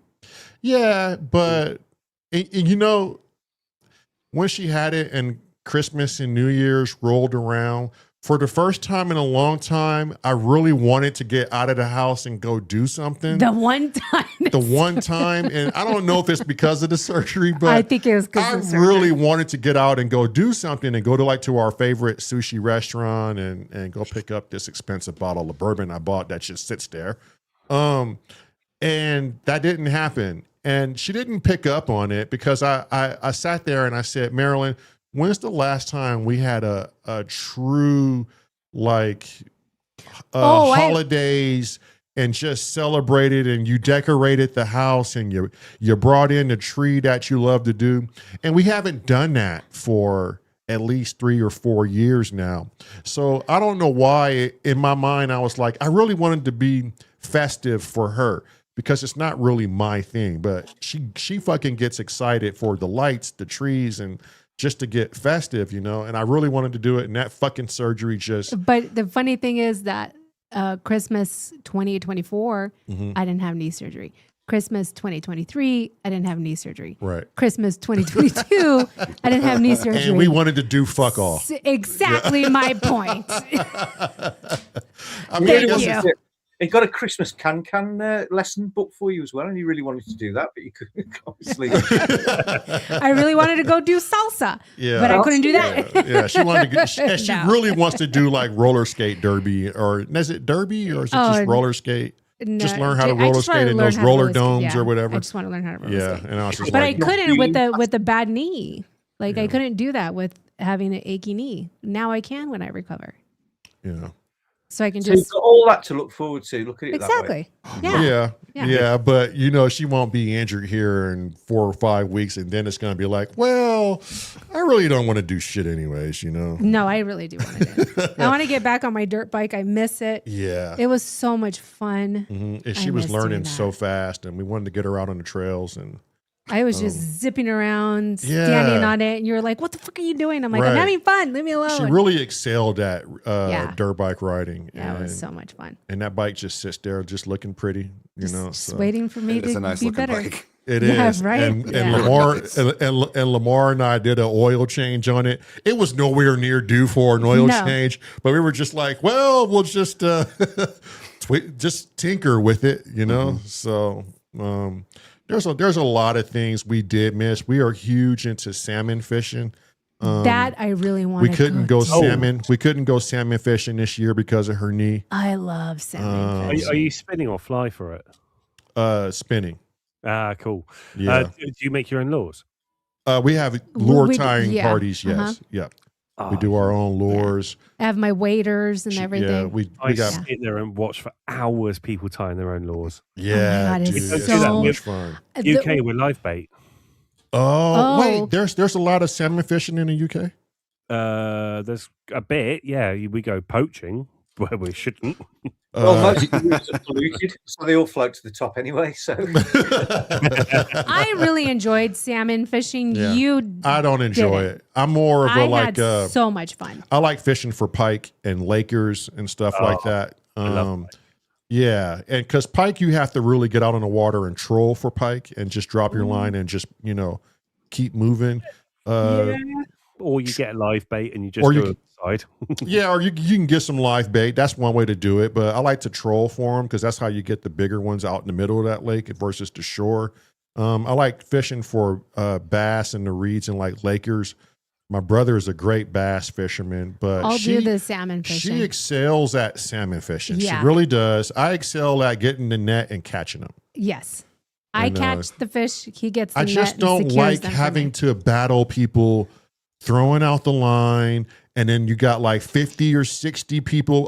Apollo should know this if he goes out, because we started in the Pacific Northwest, and you have like hundreds of people. You're all shoulder to shoulder, and everyone's throwing their line in at the same And time. that's what was fun to me. Like I You had got to into a you're really right, good groove. rhythm, and you have to Yes. avoid everybody's You're fucking. You're like Ghostbusters. Don't cross the street. Those go across Yeah, the streams, yeah. and how I many people crossed- get tangled I is crossed crazy. a few and got tangled up, and I'm like, I'm so sorry. I'm so sorry. Yeah. It's my Yeah. first day. It's my first day. But when it's that many people, it's But it was I just fun. stress out, and I don't want to go fishing stressed out. In my mind, when you're fishing, when you're doing proper fishing, you're able to take a nap. You know, and just sit there and take a nap and just get lost in the thoughts. Yeah, that you was know? I had so much fun. I want to go do that again so bad. Yeah. Yeah, so I swear, America is bass, and the UK, I swear, is carp. That's the biggest fishing. Oh, Interesting. So carp. we go for large carp, and you guys go for bass. Well, they do And some noodling is a salmon. big thing here too. People go and Oh, catfish fish for noodling. catfish with their Oh, hands. catfish! Yeah, river fishing is catfish, definitely. Yeah. Yeah, We you got- got the. River Ebro in Spain is always where UK people go for big catfish. Yeah, Mm. by me, it's noodling and fly fishing is the big thing. But where I'm at in Pennsylvania, they love it. Yeah. Yeah. Welcome in, Get Jervis. Welcome in, Hans Vogt. Jervis, how's my cat? What's How's the Streamy? fucking Jackson bit his ass and gave him an infection. Okay, he probably deserved it. What did he do to my cat? My cat is precious and perfect. Got to teach you, Jervis. Jervis Jervis is probably doing something nasty, trying to Wait, put his finger in his Jer- ass or something. Look, and that look, cat turned around. my- Not again, Jervis. Look, wait, my cat probably bit him, and Jervis immediately said, "I'm sending you back to your owner." We also got Shroomy in as well. Right? Yeah. Whatever Jervis did to that cat, he probably deserved it. To be honest, No. get your finger out of my ass, leave Jervis. my cat alone. He's precious. Yeah. He's perfect. He does no wrong. Yeah. Don't be expressing my anal glands, Jerv. Stop massaging my prostate, Jervis. My son graduated the Navy over the Thursday. Was it not the weekend? Thursday. Thursday. Get, Yeah, you get yeah, snaps for that. yeah. Oh God. Yeah. No snaps. So he graduated the Navy boot camp. He called me, and all he wanted to do was leave. He's like, "Dad, I can't do this. I'm too tall. I'm the tallest kid in the And that entire was like day 3. He was in there 60 too. people that are here, right?" And I'm like, Dylan, listen to me. And this is the point where a father needs to think first before a father speaks, before giving father-son lessons, No, right? never. And you guys know me. Whatever comes to my mind is the first fucking thing I say. And I go, "Dylan, are you gay?" You really asked I don't know why I said Yes. that shit. Yes. It it made no fucking sense. And he goes, "Huh?" And I go, "Are you gay?" And he goes, "No." And I go, "Oh, okay. You had me confused. So what's the problem?" And I think he laughed so hard. He forgot about the He mystery. forgot why the fuck he even called me and what he was even complaining about. And I'm like, Dylan, boot camp is just a mind game. It's a mind fuck. These people don't want to see you leave. They don't hate you, but they want to see if you have the gumption, They wanna if you break you got the down. fucking minerals. In the Just- UK, it's the best of the best of the best. Right? Like, is it something you're gonna stick it out and do? And all they want to know is if this is gonna be for you. If not, they're gonna find out real quick. Get in there, stop complaining. There's nothing out here for you. all of the jobs are it's a struggle to find a job. You're in competition right now. If you don't have a niche or a tradesman job, it's going to be very hard for you to land something. Yeah, he's in the best position. You know, right you're now in out of a anybody. good position. I think you need to stop bitching, pull up your bridges, and fucking just do it. And don't regret it. You got a guaranteed paycheck. Right? You got free education. Does he have a job yet? Like a He's MOS going or whatever? into communications. He's going into communications, Oh, yeah, IT, you said that. top It's in- secret clearance. Yeah. And He's going to be. He's going to tell us about UFOs. He's going to be pretty much. solid. Yeah. He's setting himself up for a very long career. He is. Good for him. And when I talked to him, he said he learned some things about himself, and he learned how he can push himself. And you know, he didn't think he was capable of doing some of the things. And you know, he said, I spend a lot less time on the phone now. Like, you know, he's focused, and it seems like he has purpose. And I think that's ultimately what he went into the military for. He didn't know what to do. And The military gave him purpose. the How old military is he? gave him purpose. He's 18. 18. Cool. Yeah. And he'll be 19 this year in October. And I was just so proud of him. He's the second person in the family to go into the military. My older brother went into the Navy. And I was happy that he said, and I couldn't believe he said this shit. He said, now that I'm thinking about it, their boot camp was really not very impressive. They did a lot of hand holding, and I wasn't prepared for that. And I go, see, you made something that wasn't so difficult. That should teach you a life learning lesson that your mind will tell you any fucking thing, and the body will adherently listen to the mind. And you know that's two separate things now. The body will have its own program, and the mind's going to have its program to trick you every time. So don't always go with the mind.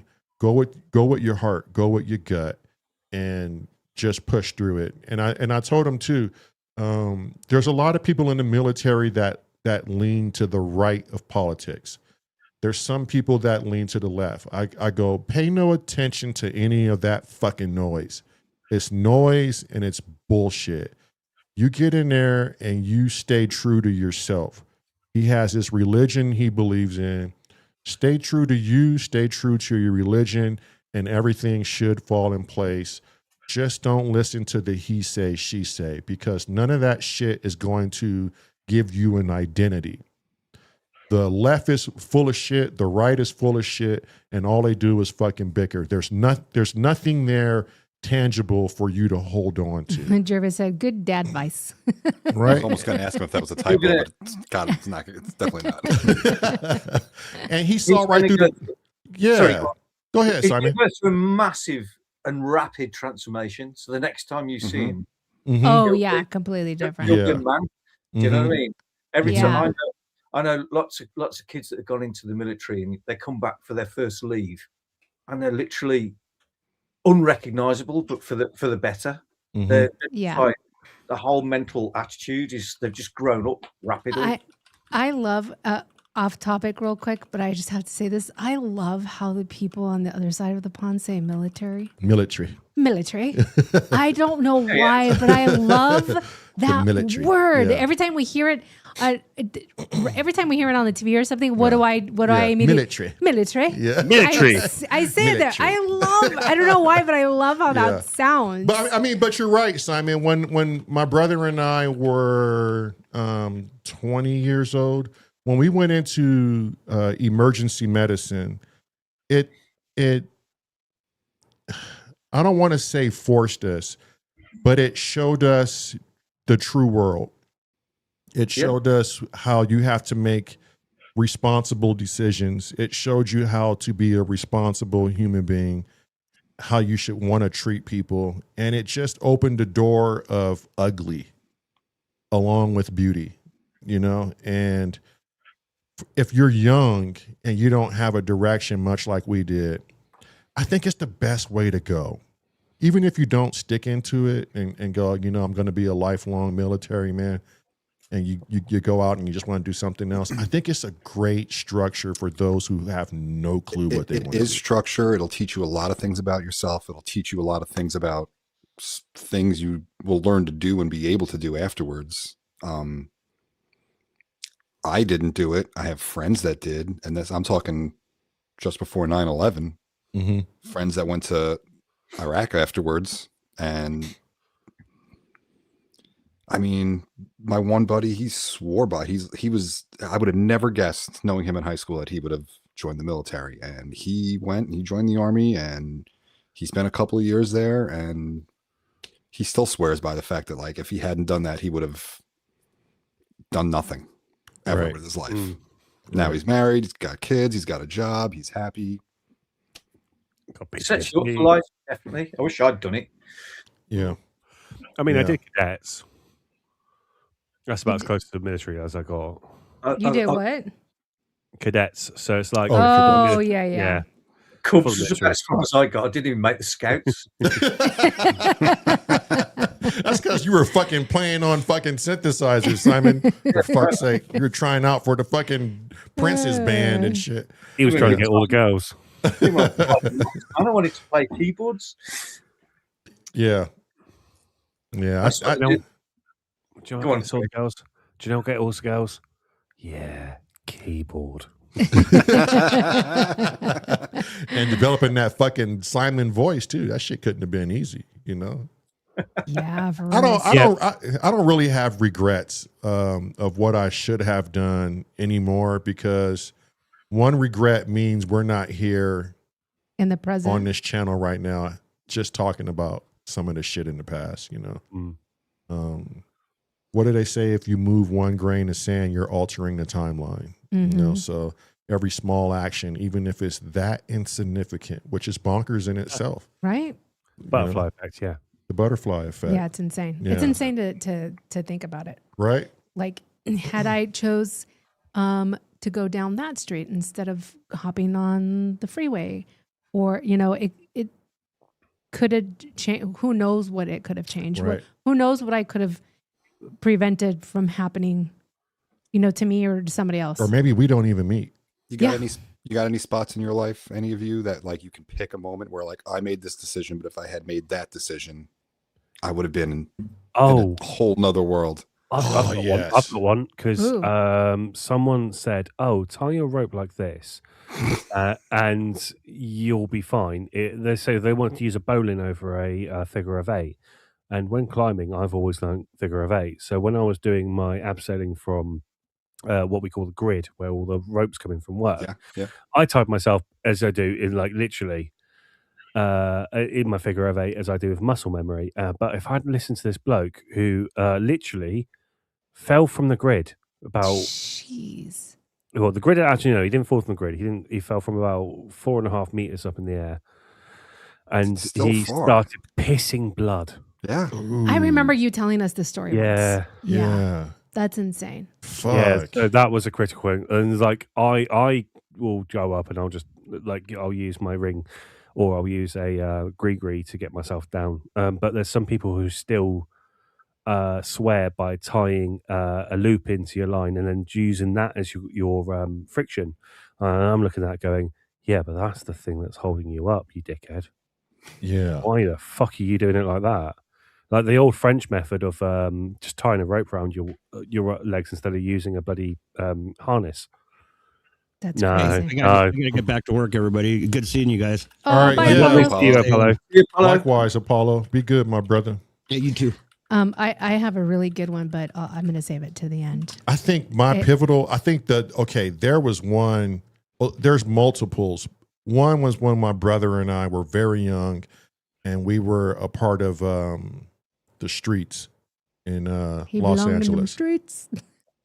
I don't want to go into detail about it, but had we made a certain decision when we were involved in gangs, we would definitely be in jail. Yeah. Mm-hmm. But there was one in particular that stands out the most to me. Okay, two. When I was 22 years old, I was in first responders, EMS, and heavily into 911 calls. And I was doing a 72-hour shift. Extremely fucking tired. And I get home. I have an issue with black people who hold other black people back. In particular, the ones who refuse to educate themselves, the ones who look like a duck, walk like a duck, get shot like a duck, the ones who just make the community of other black people go backwards and give them a particular name, okay? And I've always had this issue growing up because I knew where I came from. It was a dead end. I knew what took my best friend's life. That was a dead end. And I knew the exact reasons why it was a dead end. And accountability became this huge thing in my life. And so after this 72-hour shift of work, I went home and I was living with my mom at the time.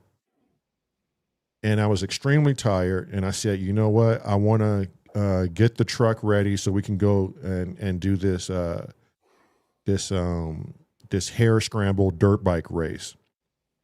And it was all the way out in Palm Springs. And my brother and I were known to do it almost every weekend, even on zero sleep. We would pack the truck up, get the bikes in there, and go all the way to Palm Springs. It was a 3-hour drive. So I was planning on doing that. And I was like, let me go to the corner market, which is a 7-Eleven right behind our house. And so I parked the truck in front of the 7-Eleven, and I'm still partially in uniform. And I go in and get me a coffee.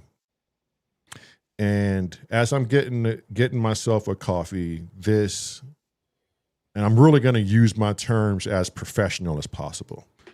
This lower class black woman walks into the 7-Eleven with her Ebonics and her lower class dialogue, let's just say. And she was following me around a bit as I'm collecting my items. And then she stops in front of me and she goes, excuse me, but you parked way too close to my vehicle and I can't get in my vehicle now. And I'm like, okay, I'm sorry. Let me buy this coffee and I'll move my truck immediately. Okay, this is exactly what I told her. That wasn't good enough for her. And she continued to escalate this situation, making me more and more agitated. And take in mind, I'm 22 years young, freshly off the whole streets and doing this gang thing. So I'm really on a hair trigger. Zero patience for people like this now because I'm all about accountability. And a so 72-hour shift. And a 72-hour shift, like literally no sleep. And so I told her to fuck off in her terms, which was way worse than what I'm saying now. So she runs out of the store. She goes to the laundromat that is connected to the same building. And she goes to get her boyfriend. And her boyfriend comes out. And now he's involved with this. And I'm like, all I want to do is back the fucking truck up and get out of your hair. That's it. So he goes to his car and he's thumbing, he's fiddling around in his car and he puts something in his pants. And I go, great. Now this guy probably got a knife or a gun or something, and now he wants to take this to a whole nother level, right? So as he's in his car doing what he's doing, I hurry up and hop in my truck from the passenger side. And I had a Chevy truck at the time, so it had a bench seat in the front. You could just slide over to the driver's side. Hurry up and back the truck up, got out of there, and parked my truck around the corner, which is where my house is. And I'm fucking furious. I'm seeing red. I throw the truck in park. My mom just got off work. She's a nurse. I run in the house and I just did the stupidest thing. But when I get angry, I just do stupid shit. I ran in the house. I grabbed a shotgun. I loaded the shotgun up. And I just put the shells inside the reservoir. I didn't crank the shotgun. Ran out of the house, put the shotgun in my jacket so you really couldn't see it. walked back around to the store, and I saw them essentially looking for me. And I pulled the shotgun out and I racked one into the chamber right in front of them. They both got on their knees and was just terrified, right? And we saw who was at that moment, the three of us saw who was the craziest and who was the one to go that extra mile.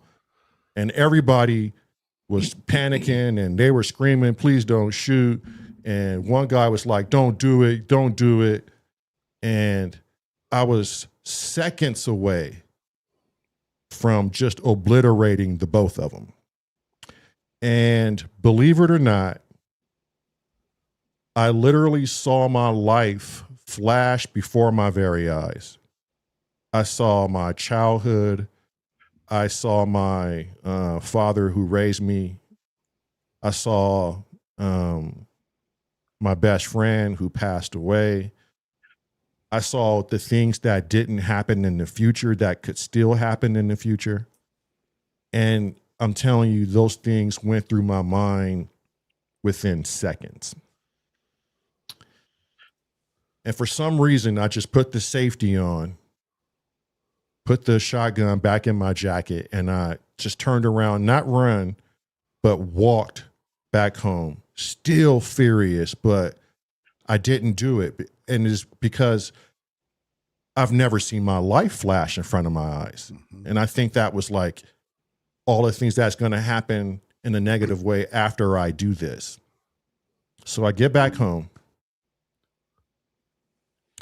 and I unload the shotgun. I put it back in my brother's room. It was my brother's shotgun. I unload it and I put it under his bed. And I kind of just sat in my room, just trying to calm down. My mom is going crazy. And then next thing I know, the police are knocking on the door. And mom answers the door, and the police were everywhere. They were behind trees and just everywhere. And my mom was like, they want you to come to the door. They're not coming in the house. I'm trying to calm them down. She was like, you got to go outside. You have to go outside with your hands up. I wasn't doing it. So she talked me into it. She's like, Lamont, you're only going to make it worse. You got so much ahead of you in your career. You just started it. You know, I told them you were an EMT. You just got off of work. Luckily, I was still in uniform too. So I went out. They told me to keep my hands up. And, you know, they got me on the ground, they handcuffed me and everything. And they threw me in the back of the car. And they're collecting information from me, from the people at the store, the onlookers. And I remember clearly these two cops, one was a detective and the other was a regular street cop. They got in. They closed the door and they started to talk to me. And they go, well, we can clearly see you're a medic. And thank you for your service and all that. What the fuck are you thinking? What were you thinking? And I remember telling them, you know, I just got off a 72-hour shift. My life before this was crazy. I absolutely fucking hate people like this that hold other people like me back. They were doing way too much. One guy went in his car looking for things to, you know, obviously trying to hurt my physical person. And it was to the point where I'm not going to take it anymore. And what I told him too was, I said, I wish there was a job where you can go around the streets and just kill these fucking niggas. That's exactly how I said it, because I was still angry. And here's the sad thing, but a beautiful thing. They just laughed. They laughed, and one of them said, oh, I couldn't agree more with you. And the other one looked at the other one, and they just laughed. And once we were done with the conversation and they knew exactly what type of person I was, they said, okay, look, Mr. Dixon, because you didn't lie to us. And what the video camera showed lines up exactly with what you were saying. We can see it on the video camera. We can even hear it. And we could see that you were trying to go the extra mile of trying to get yourself out of this situation. Everything lined it up. So they said, this is what we're going to do. We're going to take you out of this car. We're going to take these handcuffs off of you, and we're going to release you back to your residence. And, you know, your mom is a nurse, and, you know, we totally agree with what you did. We're glad you didn't do what you were going to do. And we're not even going to put this in a report. We're not going to tarnish your record, nor are we going to tarnish your background. So what we'll have to do is we'll have to take your gun for 2 weeks for a cool off period to make sure you're not going to go back in there and do the exact same thing. And I go, well, it's my brother's gun and this and that. And they go, that's fine, but we're going to have to take it. So they released me. I signed one piece of paper that said, you know, it was basically a detainment. They had detained me and spoke to me. It wasn't an arrest. And they sent me on my way. And that opened my mind up, or it literally opened my eyes up to, one, police officers and doing their job to the letter or the spirit of the law. It opened my mind up to accountability, because I could have easily went down the wrong road, but for some reason I remained accountable. And it showed me that my ideations, it wasn't too far off from another person's ideations.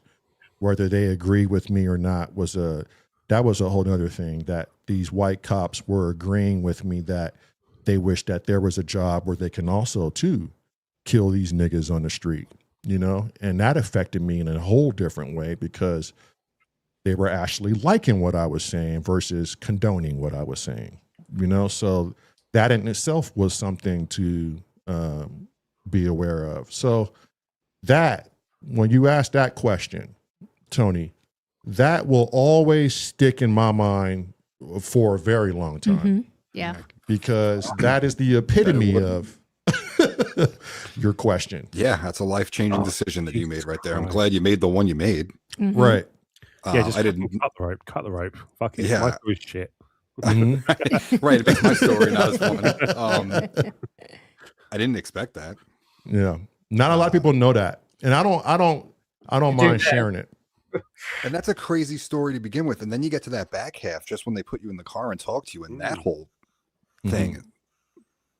We live in a fucked up, crazy world, man. We live in a crazy world, and it's you know, I think if people know about this story, you know, it'll help somebody. Don't make dumb decisions. Yeah, I think the most important thing that you could have done besides not firing that shotgun was, and probably because you had your mom there, but it was you listened to the officers. And I think a lot of times when there's shootings that are involved police officers and people get killed because of a police involved shooting, it all could have not happened if the individual would have just listened. Right. The officer could have been wrong. Who knows? You know, a lot of situations are different. But if you just take a minute, take a beat, and just follow what they're saying, they have no reason to pull a fucking gun. Right. I mean, yeah, there's been cases where cops are just, you know, you have those really bad cops. Who are just bad cops. Who are just bad cops. Right. But luckily you had two really good individuals who went to that call and you listened to them. Had it been somebody else, or had your mom not been there, or had it been a completely different situation that you didn't listen, those cops would have been kicking down that door and drawing weapons. Right. Yeah, there were so many things that had to go So right for yeah. The point is, you actually stop yourself from Exactly. shooting the first place. Yep. That's That's like major point number one, and everything. Yeah. Right. Yep. And that's what I said. Besides not pulling that trigger, Right. the second one was you listened. Right. What's lovely about that story as well is that not an N-word and two white guys walked into a cop car. It was three humans walked up to that cop car and got in. So you have three people just sat there chatting, Yep. saying, "What happened? And this happened. Oh yeah, cool. Oh, and shit! They looked at the footage. We got evidence that supports this. Yeah, fuck it. Yeah, Hey, yeah. They looked at the footage and they were like, "You didn't lie to us." And I mean, there's one part of it, Sam, that I'm kind of like conflicted on. That I think back on is that one cop agreed with me, and the way he looked, it wasn't like a happy thing that he was agreeing with me. Enthusiastically. Yeah, Simon. It was more like, let's go kill these fucking niggas, And those are the cops that shouldn't have a badge and a gun. And the other cop looked at him strange, like why the fuck would you? Yeah. And that was the detective that looked at the street cop like, what the fuck are you? What do you mean? Yeah, but there's a reason why he's a detective and the other one's a street cop. Right. Yeah. Right. Right. Those who especially from knowing quite a lot about American policing thanks to the TV. Yeah. You don't get detective on just good merits alone. You've got to have a good heart to it as well. Oh, and they actually arrested the guy. He had a warrant out for his arrest. Oh shit! Did he actually have something on him then? They never said. Oh, okay. But they arrested him because he had a warrant out on his arrest. It's the universe lined up so perfectly for me, and I just keep replaying that in my mind over and over and over. Make good choices, boys and girls. Make good choices. Sharing that story, man. Buy more P6s. Yeah, and then the last one, really short, is her and I lived in Riverton, and we got hired to work for the Riverton Police Department.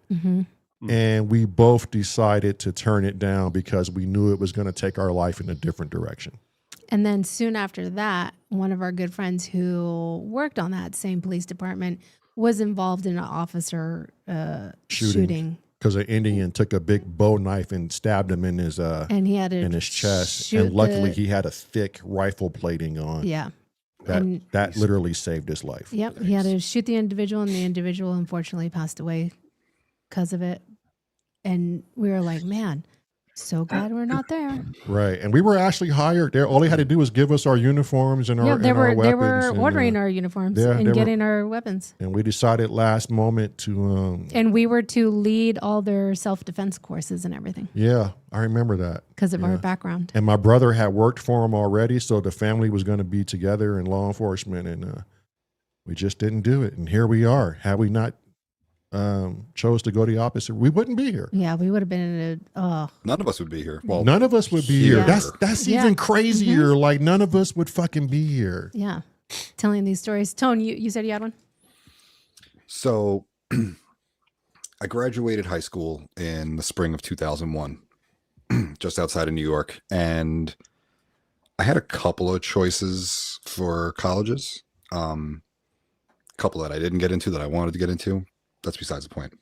I chose to go to a state university in New York school that's right outside New York City, 10, 15 miles north of Manhattan. I could have gone to a school in Philadelphia. I could have gone to a school in Western New York. So I'm at school like a week and a half and 9/11 happens. And now, I mean, we can literally hear the fighter jets flying over the school. You can see the smoke in the daytime.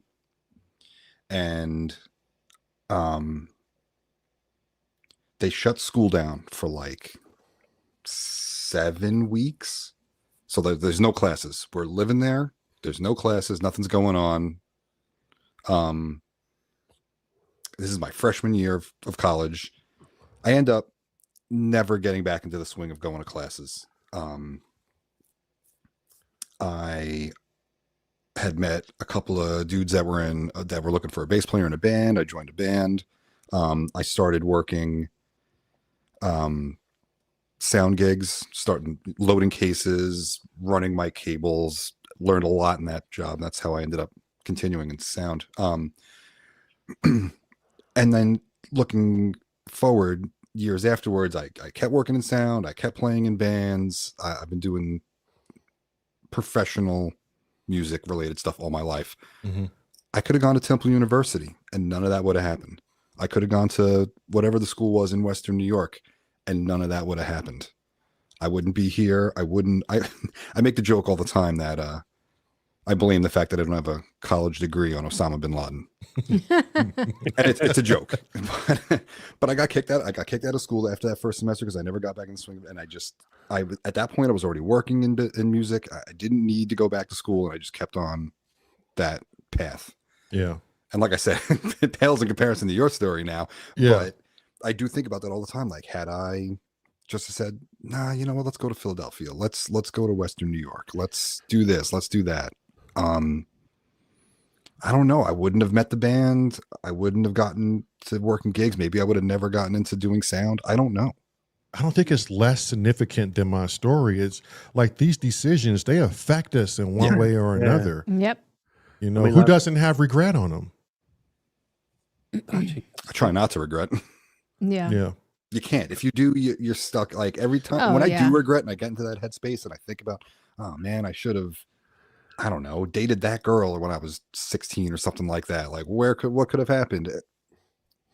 It's a fool's errand. Yeah. You gotta look forward and just do the next thing. STDs. No, I do think about, like, as I said earlier, I was in the cadets, and I do think about whether or not I went into the RAF. And I was actually touted as quite a good marksman because they had you on the rifles, at least the small caliber ones anyway. And I was always told I've got a bastard of a shot. And nowadays, the only people who say that is when I've got the Nerf guns out at work. Hey, it's still good. Yeah. Simon, you got anything you can think of?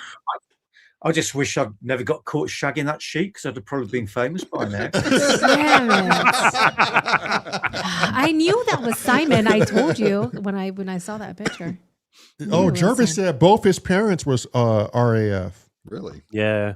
My grandfather was RAF. He flew in Falklands. What does RAF stand for? Royal Air Royal Force. Air Force. Royal Air Force. Okay. Yeah. Is it a thing there where there's a lot? I mean, people go into the military in the United States, but there's so fucking many of us. Do you know like what the, I don't know, percentage of British citizens to military is? I know that your military is not small. Yeah, it is in comparison to quite a lot of militaries, though. Military. Yes, military. You was just waiting. Military. The military. Yeah, I know the British naval sector is amazing though. It's one of the largest. Yeah. Yeah. From as a kid from Plymouth, everyone was like pushed towards going into the Navy. Because Plymouth is our Southampton and Plymouth are our two. Simon, correct me if I'm wrong. Two new nuclear submarine ports. Oh, okay. Well, yeah, and there's one up in. There's one up north. Yeah. It's up north. You would have been too tall for a submarine, though, right? Yeah, I would have. And Yeah.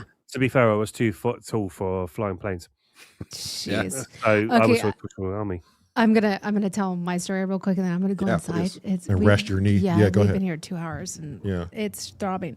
So, we've mentioned this before on the stream. So some of you may know this, and some of you may not. But I'm kind of a weird individual. As Goddamn clairvoyant, if you ask me. Yeah, Simon. right? As You're safe. You're miles away. yeah, he's safe.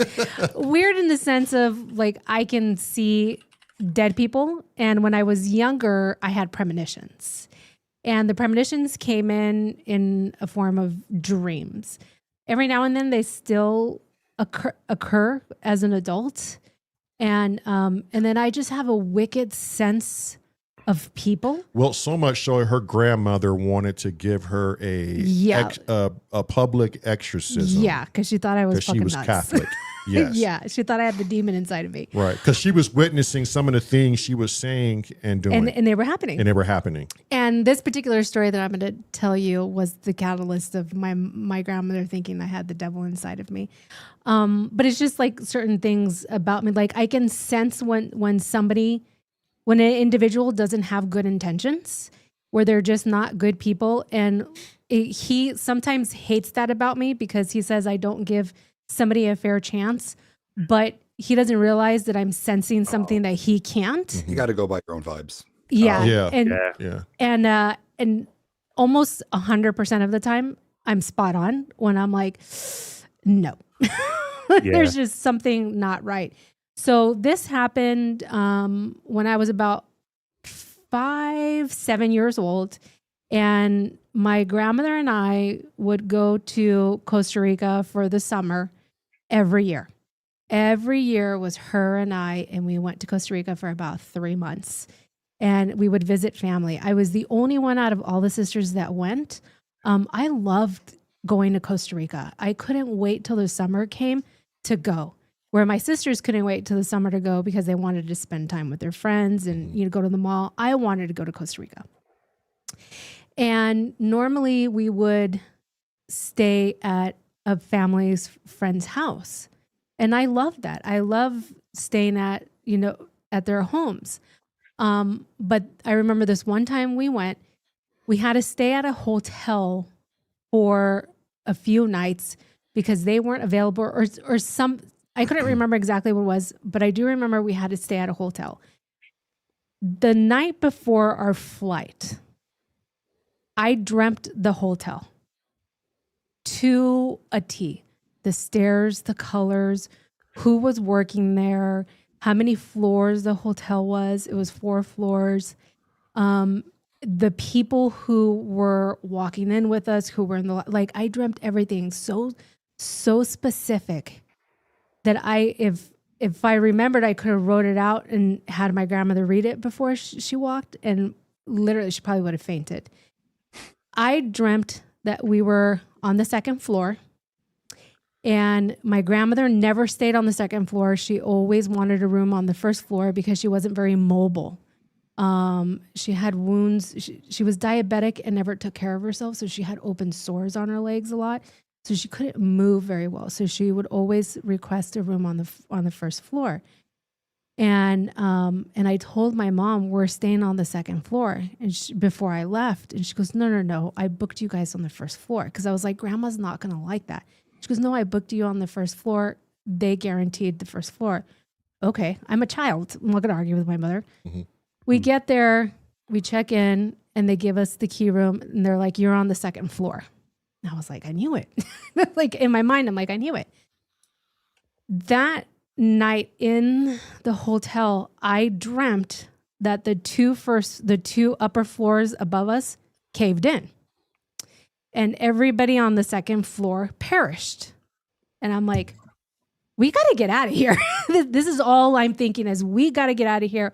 How am I going to tell my grandmother we got to get out? We're supposed to stay here a whole other night. Mm-hmm. My grandmother goes to the front desk and she's like, we need a 1st floor. And I'm tugging at my grandma. I'm like, we can't stay here. She goes, it's fine. We'll get the 1st floor. She's thinking I'm telling her we can't stay there because I'm worried about her going on the 2nd floor. Yeah. And I'm like, no, we can't stay here. She goes, no, we'll get a 1st floor. They had nothing available on the 1st floor. My grandmother, who rarely ever gets upset, got upset and checked us out. And we went to a different hotel. Mm-hmm. Went to sleep. Everything was fine. Woke up. All over the news, that hotel, the 2 upper floors caved in. That's crazy. Oh. Yeah. And I told my grandmother the story, and she's like, was that why you wanted us to leave? And I'm like, yeah. And so ever since then, she thought I was possessed by the devil. because it didn't stop there. She has more of those stories. I have so many more of those stories. And she really wanted to give her an exorcism, which is wild to me. Like, I prevented my dad from a really bad car wreck. He was he owned a grocery stores and would go and pick up the produce in like this big rig. I prevented him from having a really bad crash that probably could have killed him. The premonitions were crazy as a kid. Yeah. Crazy. Yeah. You ever dreamt about the lottery numbers? That I have not dreamt about. I wish you did. No. Yeah. I wish I did too. Yeah. Shit. And you know what's funny is certain things you would think wouldn't be selective. Like you would think you'd be able to have power over some of these things. And you don't. You don't. It's just there's been years where I haven't had a premonition about something, and all of a sudden I have a dream, and I'm like, holy shit, this is gonna happen. So it happens. When you'd had this, did you tell your grandpa? I told my grandmother about it, and she thought I was just fussing around being a kid. And what did she say when it actually happened? She didn't say anything. She literally looked at me like I was possessed. Reflecting back on it, though, she thought you were still a devil child. Oh yeah, my grandmother was kind of insane Catholic wise. Like she was like really into her religion, like crazy into religion. So anything that wasn't like in the Bible was the devil's work. I see. Right. Yeah. Yeah. Yeah. I can only imagine. My mom did believe me though. My mom was one that when I told her something, she would believe me. So when we went back, I told my mom and she believed me. Do you still have that now? Say that again? Do you still have that now? Do you still have the... It doesn't happen as often as it did as a child. Every now and then I'll have a weird dream and I'm like, oh, that's not good. We should do this instead of that. Yeah. But not as much as it did as a kid. Yeah. The things that freak me out with her now that scares the shit out of me. Yeah. That scares the shit out of me is when we meet people for the first time, she goes, we're not involving ourselves with them. And she's been right every single time. I've got that sixth sense about people. Yeah. It's crazy. It kind of makes you look like you're just an asshole because you don't want to make friends with people, but it's like, but no, I know why I don't want to be their friends. No. I don't know if I want to make this public, but Leah's dad, I was like, I get such a bad vibe about him. No, I don't want to be part of that. Yeah. And in the last 5 years I've known Leah, their relationship has degraded so badly.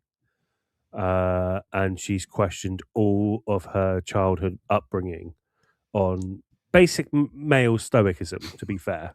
Yeah. But I got that like literally from first seconds. Like, no, he's not a good dad. Yeah. And then I look at my dad and go, well, I got that fucking wrong. Yeah, you could tell scam artists too. Like there are some people you just question, but I don't know. I think life is so strange. You could think someone's lying and they're not, and I think us humans are quick, fast to throw the baby out with the bathwater. Because if it seems too fantastical, and if it seems like it's something you would see in the movie, then why would we want to believe in it? And that's just something that I think is instilled within humans. I don't know where it came from. I don't know why we've shut ourselves off from thinking out of the box and seeking that information. My wife is very similar. She will. Get somebody sus pretty quickly. I'm the opposite. I'll always give somebody the benefit of the doubt. That's Lamont. Lamont's the same way. Yeah. And if I'm honest, pretty much all of the time, and I said, no, give him a chance, they've turned out to be a complete asshole. Yeah. So I should probably listen to my wife. You probably. Yeah. To be fair, mate, I don't listen to my gut. I always say I will not draw conclusions till I've met this person myself, even though everyone's told me this person's an asshole. But see, okay, Panda, that's something different, though. Do they turn out to be an asshole? That's the thing. But that's something completely different because we're the same way. 'Cause we've had so many people tell us, don't get involved with these people, or don't talk to them and this and that. And we're like, no. We're not basing our opinion on somebody based off of your experience. Yeah. We're going to have a judgment on that individual based off myself. Yeah. But like, I have people at work going, oh, this person's an arsehole. I've never met this person. Fuck off. You can gas us all you like about them. I don't care. This person hasn't wronged me. Don't put your opinions to me. Yeah, please. exactly. Let me make my own decision. Yeah. And if I walk in and go, yeah, they're a fucking arsehole, I'll just go, you were right.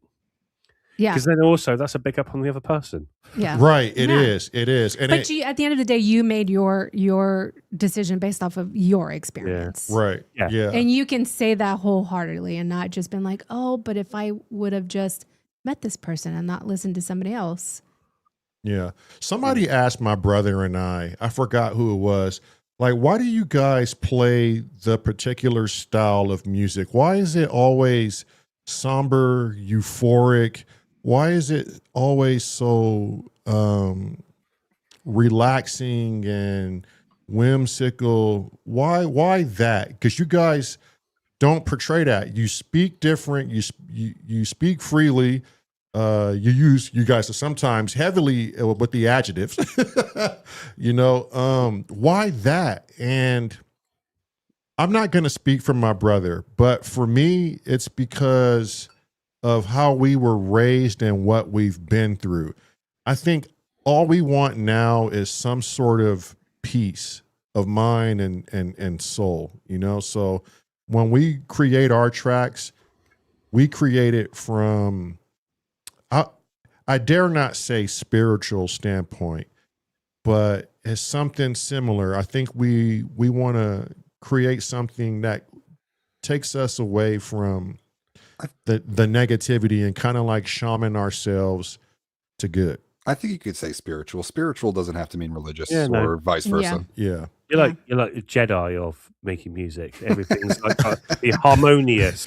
Yeah. Right. I'm like Sith. I'm gonna fucking force it into what I want to be. So I looked up, why do people say don't throw the baby out with the bathwater? I always thought that was so weird to say. Mm-hmm. And it says don't throw the baby out with the bathwater means to avoid discarding something valuable or essential.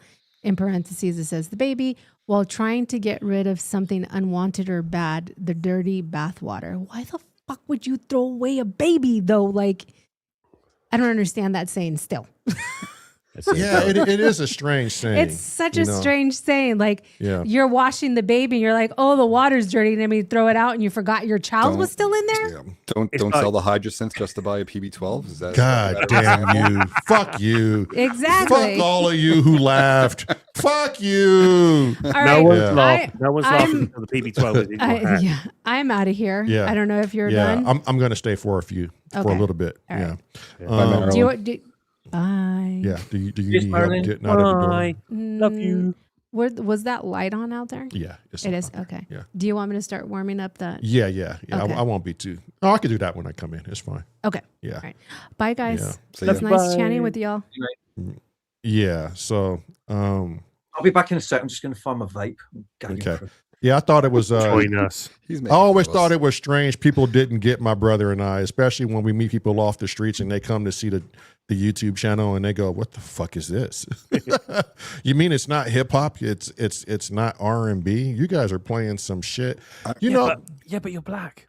Why are you not making? And we're supposed to fit this stigma, I guess. I remember the first time you guys told me I met you in Scruffy's chat and you were like, come to our show, we make ambient music, we're doing this with synthesizers and blah blah blah and whatever. I was like, okay, cool. And then I showed up, I'm like, oh, they're black guys. That's weird. That's not what I expected at all. Right. Yeah. I mean, it's not weird. It's not what you'd expect. Right. It isn't. And maybe that's a good thing. Maybe other people of color can say, you know what, look, maybe it's not just basketball and football and hip hop. maybe we need to look outside. I mean, I think the Crazy Rabbit and I had a conversation like this. Why don't we see more people of our ethnicity doing these types of things? And I I think they're out there. I just think a lot of them don't want to put themselves out there on the It's definitely societal interwebs, that way. know? People, The only reason why I would assume Wabbit was white outside of knowing who Wabbit is because I assume a rabbit is white. Right. Not because Wabbit is white. Right. Rabbit, the actual physical animal, is white. Isn't it funny? Like when I look at people come into the chat, I can't help, and I don't know if this is everybody, but I can't help to wonder. I wonder what ethnicity this person is, you know? Because every time I try to take a guess, more times than not, I'm fucking wrong. I even with the whitest of people and getting it right with white, I never expected them to look like that. Right. If you get what I mean. People are rarely what you expect. Yeah. Right. Am I the only one? But I actually really don't give a fuck, to be honest. Yeah, no, I don't actually give a fuck. I just naturally wonder, I guess. Like I always have this wonder of, ooh, is this person a woman? Is it a man? What ethnicity is this person? You know? I don't know why I do it. It's just maybe it's hardwired into me just to be curious. I think that's the better word is I'm always curious. A human is always curious. You can't get that out of us because that's how we make inventions, because we're curious. Right. Especially when you can't see it. Like I can't see Hans Volt's face. I want to see Hans Volt's face. I want to see what fucking Crest head looks like. It's just to me, I don't know if it's frustrating or just curious. I get what you're saying. I assign everyone that I see in this chat that I have not met or not seen a visual gender, whatever it might be. Like it's not a problem when I meet them and they're not that thing that I thought they might be, but I can't help it. I can't help to picture whoever as whatever my brain pictures them as. Right. Yeah. I remember one of the first jobs that I had, and I had to deal with this finance company, and I regularly had a conversation with this girl, and she got the sexiest voice you can imagine, absolutely. And I made the fatal mistake of arranging a date with this girl without actually ever seeing her. In the 80s. Oh my God. I turned up and I just wanted to instantly walk out. I mean, how could somebody look so bad and have such a sexy voice? It's unbelievable. So what did you do? What did you do, Simon? How did you get yourself out of the situation? I just developed a migraine pretty rapidly. Oh no. That is the reason why people say beauty is skin deep. I mean, like, you did judge a book by and I feel really bad about it, but she was exceptionally bad looking, to be honest. Like, oh yeah. So, but that's a classic where you build up a perception of what somebody looks like. Yeah. And I mean, how often do you actually get it right? Very, very rarely. I mean, Inky wasn't the person I thought she would be, knowing from her photos. And to be fair, she was a lot prettier than I put her out to be. Yeah, because of her Solihull Birmingham accent and Manchester brutalized accent. I thought she was a bit rougher than she actually was, but no, she was a lovely lady. Yeah, that way. Yeah. And had I actually met her, I would have made that thing, and I would have gone. I would have apologized to her, to myself. Yeah, like I'm curious as to know what probes looks like. You know, I just want to know what the fuck does a probes look like. Probes is just a CX5.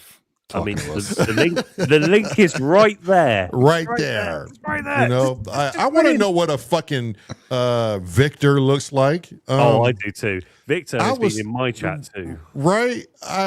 Especially when Thomas showed his face for the first time. Oh, not only Adonis. Not only Thomas, but I think it was the Sin Samurai show where it was the first time I saw Eternian. Has anyone saw Eternian I ever? feel like I have, but I don't remember. I've never seen Eternian before. He doesn't have any videos with him in it, I don't think. And I was just like, oh shit, that's how Eternian looks. You know, I think that's when you see people in your chat for so long, Right. You assign a visual. Yeah. It's headcanon. Their character. Right. I mean, you guys are characters, but you know what I mean. Like your characters in everyone's brains. Right. Yeah. Even the people that are in the chat are probably looking at other chat names right now, going, "What's that person look like?" Well, right. All I can say is that if anyone was to keel over and pass away tomorrow, I would be very upset.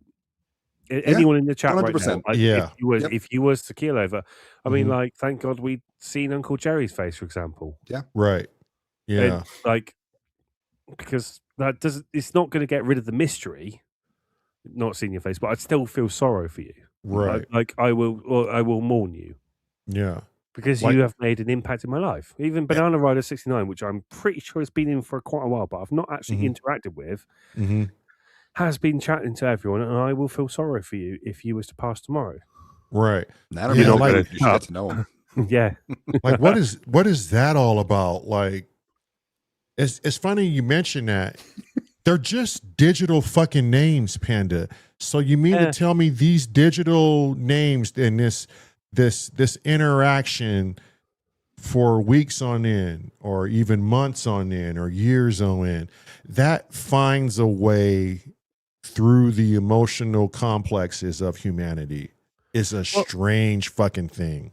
Don't forget, all three of you were all also just a name at some point. Yeah. Because you had no way of joining into Hardware Jam's chat, for example. Right. So you were just a name, and like it might be a little bit different as an admin, to be fair, because I get to know everyone by their internet persona at least.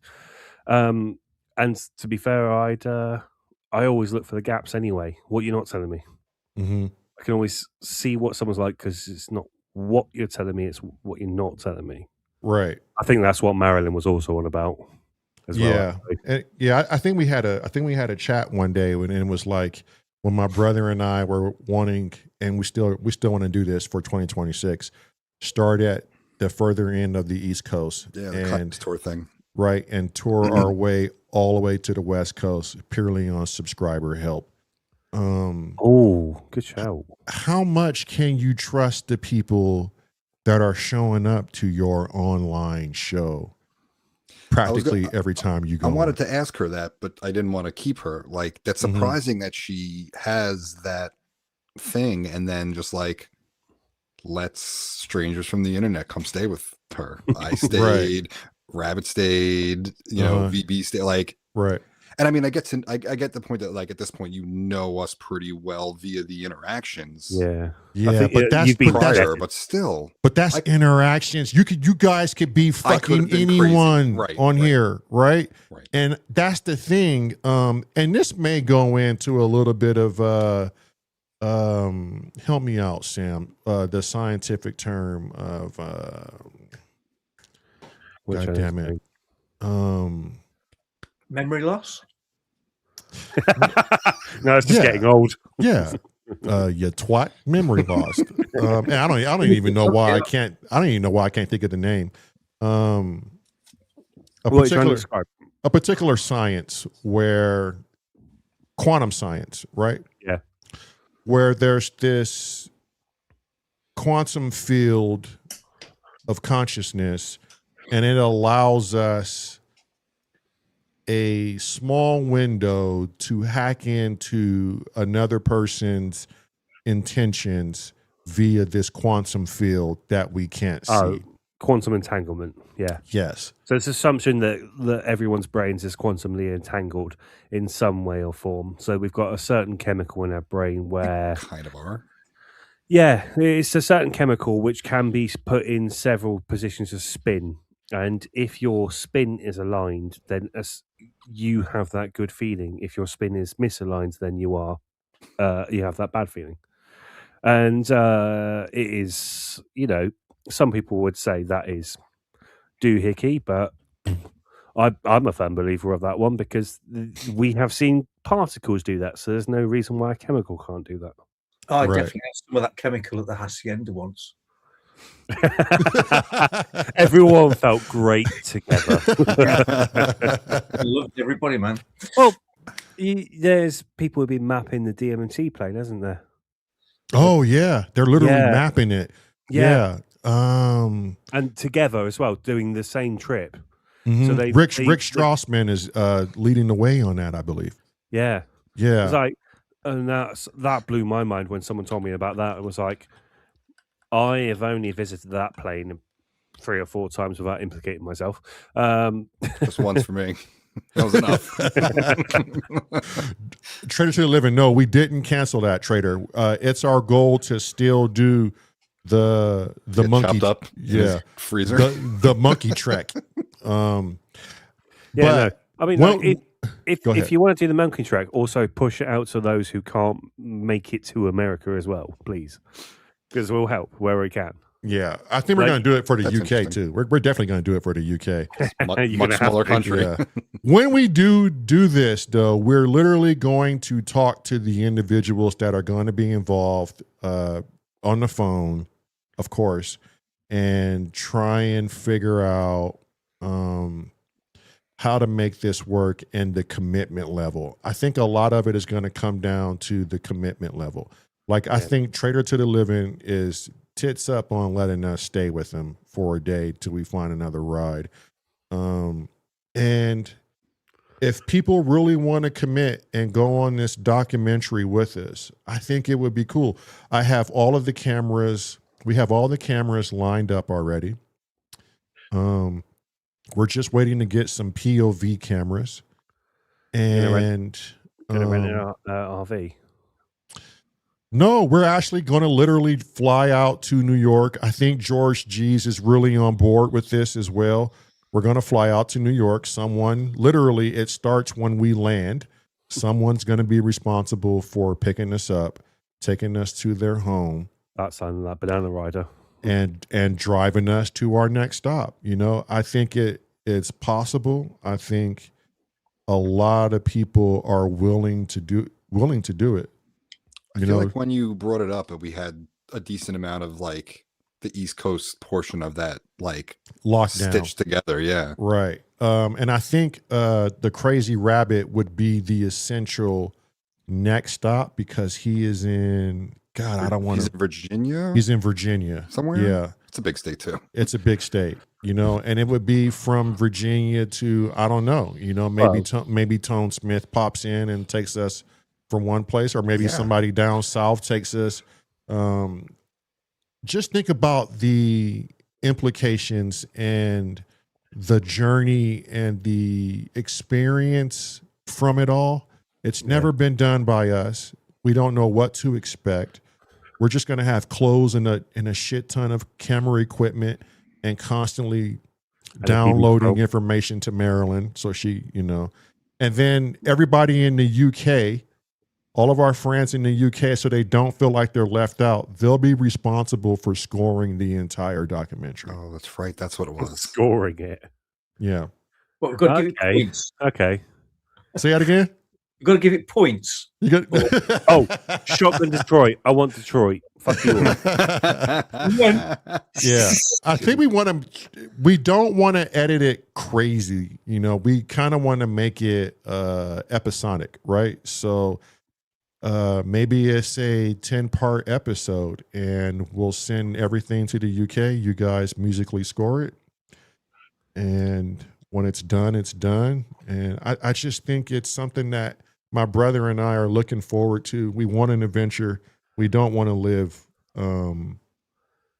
Yeah, no, the only reason why I ask if we can help from afar is that we throw a couple of quid to you because it's going to be, you know, Midwest and then hills and then you're over in LA sort of thing. Right. There was a whole lot of nothing for a There long is a whole time lot in of the middle nothing. the And country. there might Even we know that. and there might be some times where somebody, you know, you just don't know the future. Something can go wrong with someone's car where we're going to have to be responsible for ourselves and, you know, get a fucking hotel, or maybe we need to get a ride to another state in order for someone else to pick us up. Like there's so many variables we can't keep track of, you know? Oh, there you go. There's the next GoFundMe then. Yeah, so those are things that we do have to worry about. I wonder if Manny would participate. Is Dr. Synth still in the chat? He's in. Yeah, he's in. Yeah. I wonder if he would participate. I wonder if Shaba Overload would participate. He got a huge ass place. He's in the vertical chat right now. He just said vertical is better than horizontal. Yeah, that's because Shaba's fucking weird. Yeah. Vertical.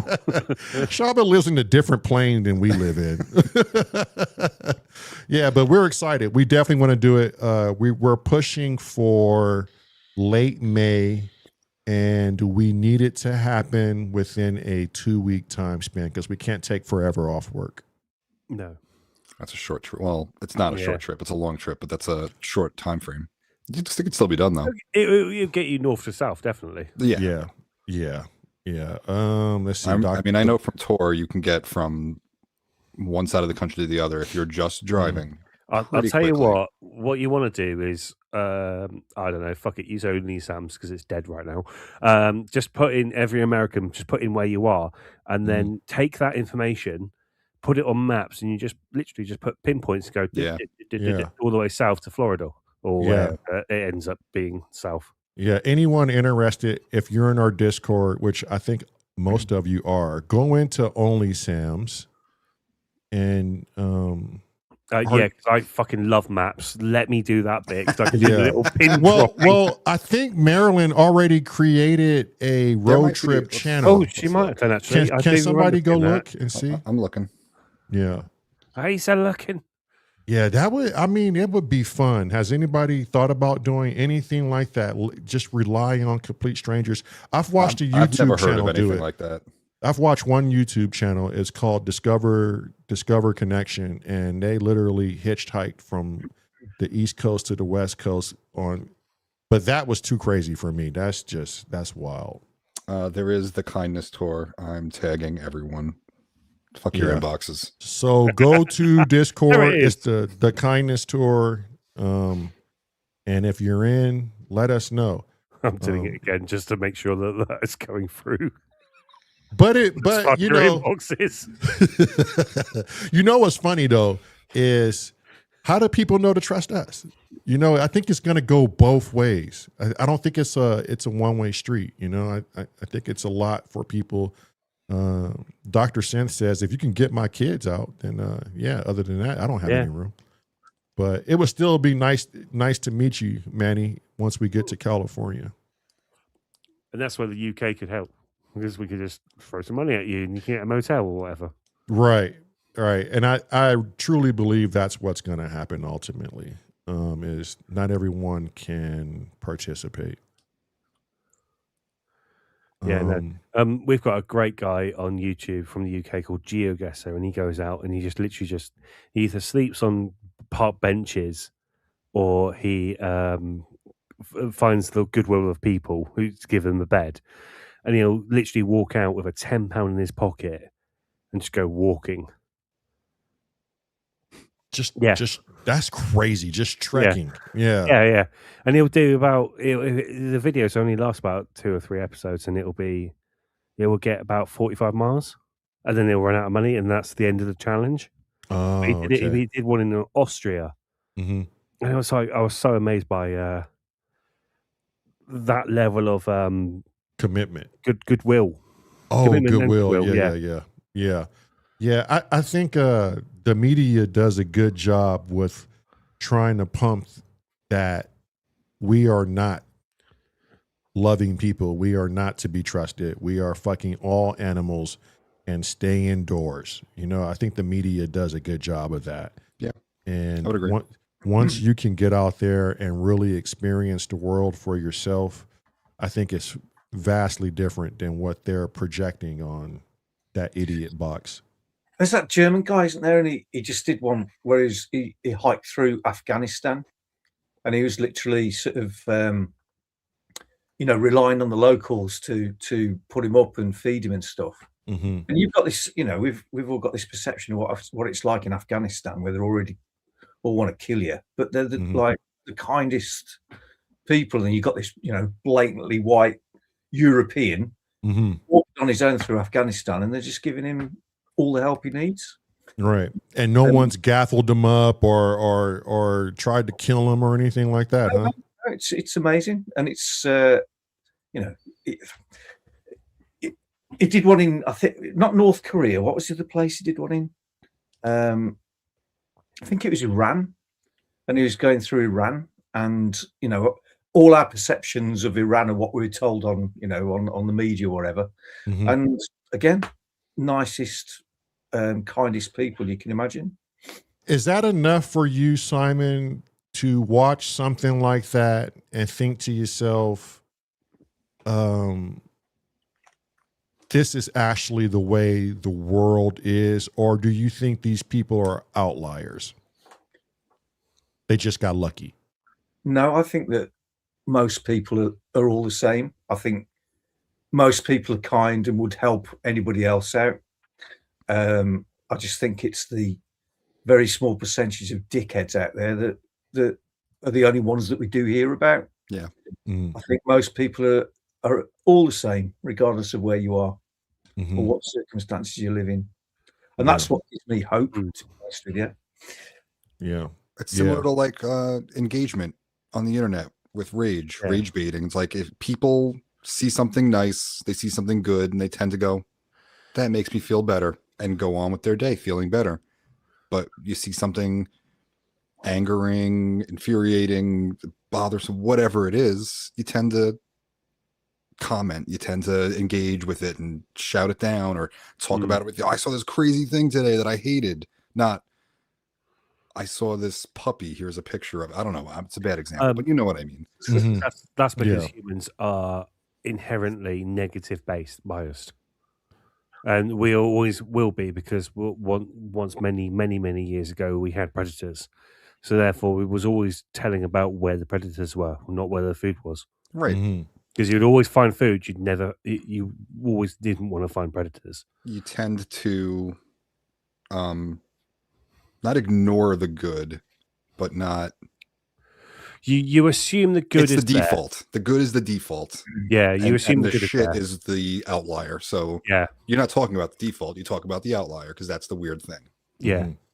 And that's hunter gatherer shit. So Why do you guys think we're always quick, fast to blame the people we put in power and not blame ourselves?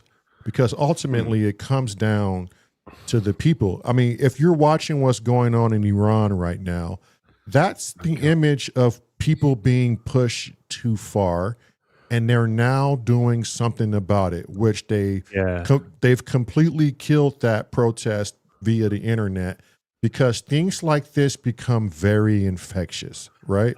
So why do we, and I just want you guys to just think about it and be honest. Why do we always point to the people that we think are actually doing this when we know, a big part of us should know, it's literally us? We're allowing it. We're the bad guy. Ultimately, the UK and the US are the bad guy. I'm going to throw it out there now. Fuck it. You're saying on the world stage? On the world stage, we're the bad guys. Historically, I would agree with that for a lot of it. I'm sorry, but Russia invades Ukraine and they're the bad guys. No, fuck off. US goes over in a joint co-op into Venezuela with the UK. We're the bad guys. Fuck off. We are spinning that shit. I don't care what people say. We're the bad guys. And we're going to fucking wear SS fucking uniforms at some point. In my slightly inebriated ideology, I'm not going to lie, that might be pushing it a bit too far. No, I mean, I think you're pretty close to what I'm thinking. It's pretty much like what Probes is saying too. If we behave like people in power, we'd all be in prison. And when we do, we are. Yeah, exactly. Why do you think? Right. Okay. It's a contentious point, but nobody's talking about the Epstein files at the moment, are they? Because we've just had this. No, they still are. Invasion of Venezuela. Now we've got this. US are going to invade Greenland and everything, and so many diversionary tactics going on. All of a sudden, away from the Epstein files, and that's usually what happens. They'll create another massive story to divert attention away from something that they don't want attention on. Sometimes though, it happens like that. And it's not through architect. It's just because the world stage has now become so busy that sort of issue will get forgotten about very quickly, because the collective memory of the human mind is worse than the goldfish. Right. But the thing is, the really unusual thing about the Epstein files is how many massive people and personalities it involves, and what it can do to the Constitution, not just our country, the US. This potentially could fold a lot of what we know about the current world order. And not even just the world order, but how we live, because a lot of celebrities have been put on that as well. Just like, this is what I'm saying, it's absolutely massive, that story is. And there's so many of these people that are either in power or have been in power, or people that have been respected sort of figures in everybody's lives. All of a sudden, it's all going to come crashing down, and the masses are going to think, well, what the fuck have we been looking up to for so long? If you really want to implicate someone, that's fine. You have evidence of that. If you want to implicate an entire industry, you need to drip feed, because else the judicial system is going to be fucked. That's a very fair point. I think things are distractions from things that are distractions from things that are distractions, and it's kind of like pardon the term, a blitzkrieg of information that's just like, hey, here's this problem, and then here's this other problem, and you forget about this problem. They all distract from each other. It's a lot. In our modern world, it's so easy to get information that there's almost too much, and it's a good thing that we have access to it, but it's also it's like a double-edged sword. It's a problem if you have to handle it. And I want to just touch back on Lamont's question: why do we blame the government? Why do we blame the people in power? That's just a social contract. Yeah. We put them there with the responsibility of taking care of things that we don't have to take care of. So when it doesn't go right, we blame them. And it's maybe not always real, but a lot of the time it is. And we need to look at ourselves and look at each other and say, we need to be doing that right thing. It's hard to have that conversation with people, though. We talked about that when I was there. I have that conversation with my friends all the time. It drives them crazy because I put it on them. I go, you got to do better. In the UK, the one finger that's being pointed at currently is Starmer. But I want to remind everyone in the fucking UK, so much better than Liz Truss. It's so much better than fucking Theresa May at the moment. David Cameron. He's still a politician. I'm not happy with some of the things that I read that he's said or done or not done, but there's he can't say what he wants to say. He can't say what he's feeling. Right. He's going to be completely. He's still got to be political. In what he believes is the interests of the country. What pisses me off is, why don't they just come clean? One thing, Donald Trump, I'll give him, at least he's honest. Whatever I give that to him too, Simon. Like, he can't keep a cat in the bag to save his fucking life. No. Exactly. So, I'm not, of course I'm in Venezuela for the oil. Of course I want the rare earth and I want the oil in Greenland. There's no bullshit attached to it. Right. But, that's as far as my credit to him goes, to be fair. If you really want a strategic outpost to stop war coming from Europe over to America, at least that way, can't go the other way, you'd pick the UK. Yeah. Yeah, of course you would, yeah. We're next, guys. I'll see you next week.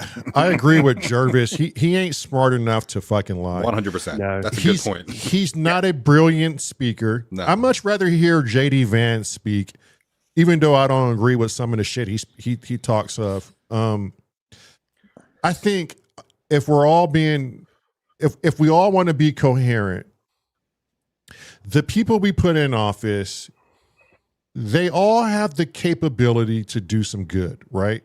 They do just enough good to satisfy both the left and the right. Yeah. And depending on what party they are, they're going to do more good for the right? And that's the thing. The lobbyists that pay them. I got myself out of the habit of pointing fingers to one solid individual. I mean, ultimately, in both countries, they are a spokesperson for a myriad of people. That's my point, Sam. I refuse to believe it's just Donald Trump making decisions for what the U.S. does. The U.S., the bankers, the oil tycoons, the big pharma networks, they are the ones truly making the decisions, right? Like, I just got myself out of the habit of pointing my finger to the orange hair man or to this woman or to that.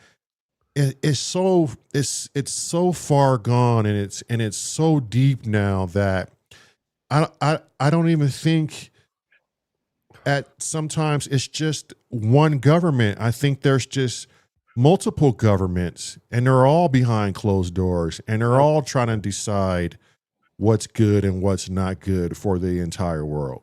It's very clear that the world is becoming 50-50. Yeah. Like on a global scale, there's a 50-50 divide.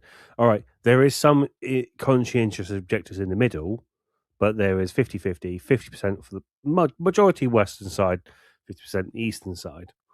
And there is some Eastern people who would align with our views, and there is some Western people who would align with Eastern views. But it's like there is some very, very clear 50-50 divides here. And I don't think it's even 50-50. Sam, well, at the end of the day, the reason we're in the situation we're in at the moment, and I'm not condoning one side or the other, no, but certainly since the end of World War II, the whole world has been dancing to the Western US-led tune. Yeah, the world has got to play by our rules, and the population of that area is actually 12% of the overall world population. yeah, And the rest of the world has just gone, well, hang on a second, fuck this. Why should we have to play to their rules? And that's why China are in the ascendant. That's why Russia are in the ascendant. And yeah. this whole thing. What I can't believe is how many people don't know anything at all about the BRICS alliance. Mm-hmm. Yeah, The BRICS alliance is massive. It's the economy of the BRICS alliance alone is bigger than the Western economies put together, and nobody needs to know anything about it. And it's a massively powerful thing that we're just not given any information about because it's not in our interests. Yeah, and well, I don't know. It's the world's in a shit state at the moment, and I just hope. Yeah, I think there's so many things from everybody. Like, let's be honest too. Everybody in this room has their idea of a perfect world with very, very limited information as to how this world is operating. That's safe to say, right? And you times that by billions almost. Now, how do you appease everyone who have different ideas as to how to make this place a harmonious state? Is it possible? Or is this train just a fucking Travis Benjamin Simpson fucking track? One of the best things. Best use of Only the world is a Travis Benjamin Simpson track. Please use that as any trash talk you ever want to use. That is beautiful. One of the best things I ever heard about making everyone happy is making everyone unhappy. If you've got a bunch of parties that have a bunch of different ideas and everyone walks away from a meeting where they all agree and they're all not happy, you're probably pretty close to what's best for everybody and in the middle. Yeah. Fuck everyone. Just do whatever makes everyone miserable. Everyone, if you want to make everyone's life better, likely the people making decisions are going to be mad about something that they're not going to get that's going to make it better for everyone. And if you do that, if every party walks away and they didn't get that thing they want, probably the whole is a little better off. Yeah. Because the one thing that I really dislike about people is they say, don't talk politics. Yeah. Don't talk religion. Don't talk this. That's just a tool. This is a waste of fucking time. That's just a tool to keep people from solving problems. Right. People right. You have to talk about these things. Why would you? And I in my mind, you guys, that's what they fucking want is for us not to talk about our wants or this is a waste of time or politics leads to shit. Well, hang on. You know, where does that stem from? If we go around putting our heads in the sand and we don't investigate the world news, what good are we doing as humanity? Who wants to talk about that? Well, as someone who has a wife who works for a council, which is the local sort of thing that sorts out the potholes, for example, and for someone who works for a building who is owned by a council, the one thing I just want is some fucking joined up thinking. I have no fucking patience for this bullshit anymore. There is so much fucking who's paying for this? Who's paying for that? And we're all taxed to the gills. Why aren't we? Why isn't I've it paid already, for yeah, exactly. I've paid my fucking council tax. Why the fuck aren't you paying it? It is distributed equitably between, for my example, Devon County Council and Exeter City Council. That is my council tax. It goes out my account. I don't give a fuck who fills up the pothole, who's in the middle of a fucking road, which I don't fucking live anywhere near. Just fucking fill it. And that's the issue I've got, is that so many people are now worried about the paperwork. Yeah. They're worried about the paperwork to get the job done instead of just getting the fucking job done. Yeah. Trader to the living. I generally don't talk about it anymore because I get angry and stressed out over something I can't change or have any control over. And I think that is a lot of people, Trader. I think you need to find common ground. Okay, a lot of people aren't privy to myself and Asif Stripes conversation because we go behind closed doors. I'm more considered like a neutralist or apolitical, but I want to lean to the right more than the left, only because the way I grew up and who raised me. Okay, but I value both sides. Asif leans more to the left, and I consider him to be apolitical because there's some things he says that are heavily tied to the right. And him and I will step in the room together and we talk about it. And we always come out with the same fucking lesson. We've learned something from each other and we just have this conversation and it feels so good to talk about it. We always end with, I love you, brother. And it's not a stressful thing. We don't enter these conversations to be stressed out, Trader. We enter these conversations to know how your friends are viewing the world, to know how, what's your thoughts on what's going on. And don't sit there and be a fucking ostrich and bury your head in the sand, because that don't fucking help anybody. These are topics that affect people. People have emotions over these topics, and you should, this is America. You're supposed to be able to explore all options, hear out your fellow Americans without having to feel like you're going to be in this anger state. We always walk in conversations balanced, and we always leave with something being learned. We have to do that more.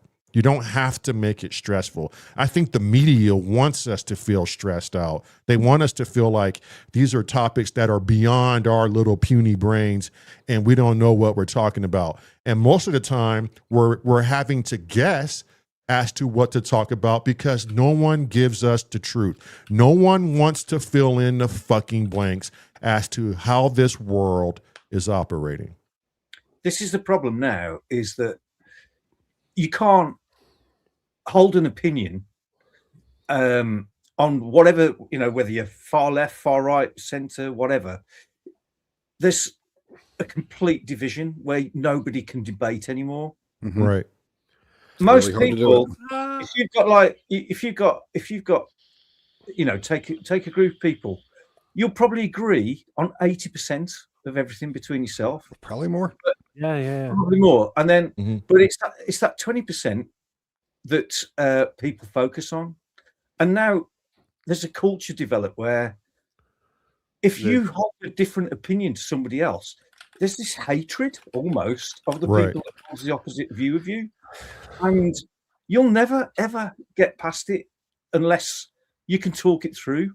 And if you can't agree, then agree to disagree. But don't, create this, all these fucking extreme leftists or these extreme rightists, or call somebody Nazi because they have an opinion that you don't hold. Mhm. It's Yeah. crazy the way that we treat each other, basically. Right. You're nailing it. And this culture where you get cancelled pretty much for holding a particular viewpoint, it's just madness. 'Cause it never used to be like that. Right. Ultimately, I think the idea is to not give a fuck. Yeah, exactly. That's my complete Right. ethos of everything now. But Right. but underneath it, I actually do. Mhm. Well, I mean, but like, wait, you have to explain that more, Sam. Don't give a fuck like what? Don't give a fuck about the conversation and what they're saying? No. Or don't? Okay. No, the topic I'm going to bring up with is one that has come up with quite a few times. And do you know what? It has actually affected my social circle. It's that trans people. Honestly, why the fuck are people bothering them? Who gives a fuck? Exactly. Who cares? Who That's gives a their fuck? life.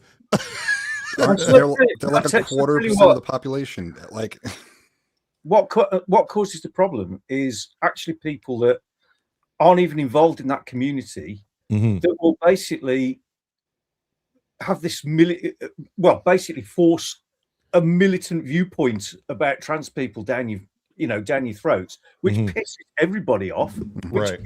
which causes the problems. It's the same with the black issue. It's the same with the racist issue. Yes. There's always like this organizations that will come out, which appear to be doing good, but actually they're toxic and they Do you know cause what? more trouble than they're worth.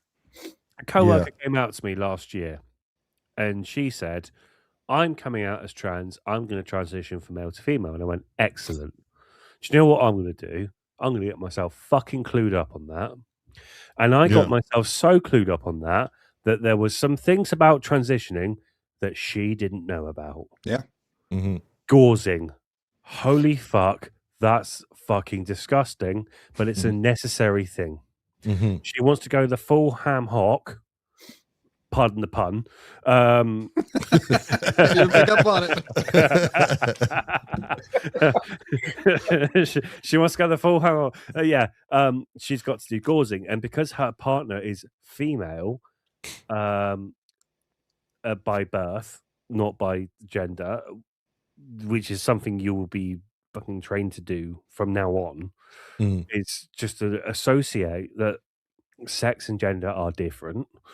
That they don't have the privilege of a appendage shy of something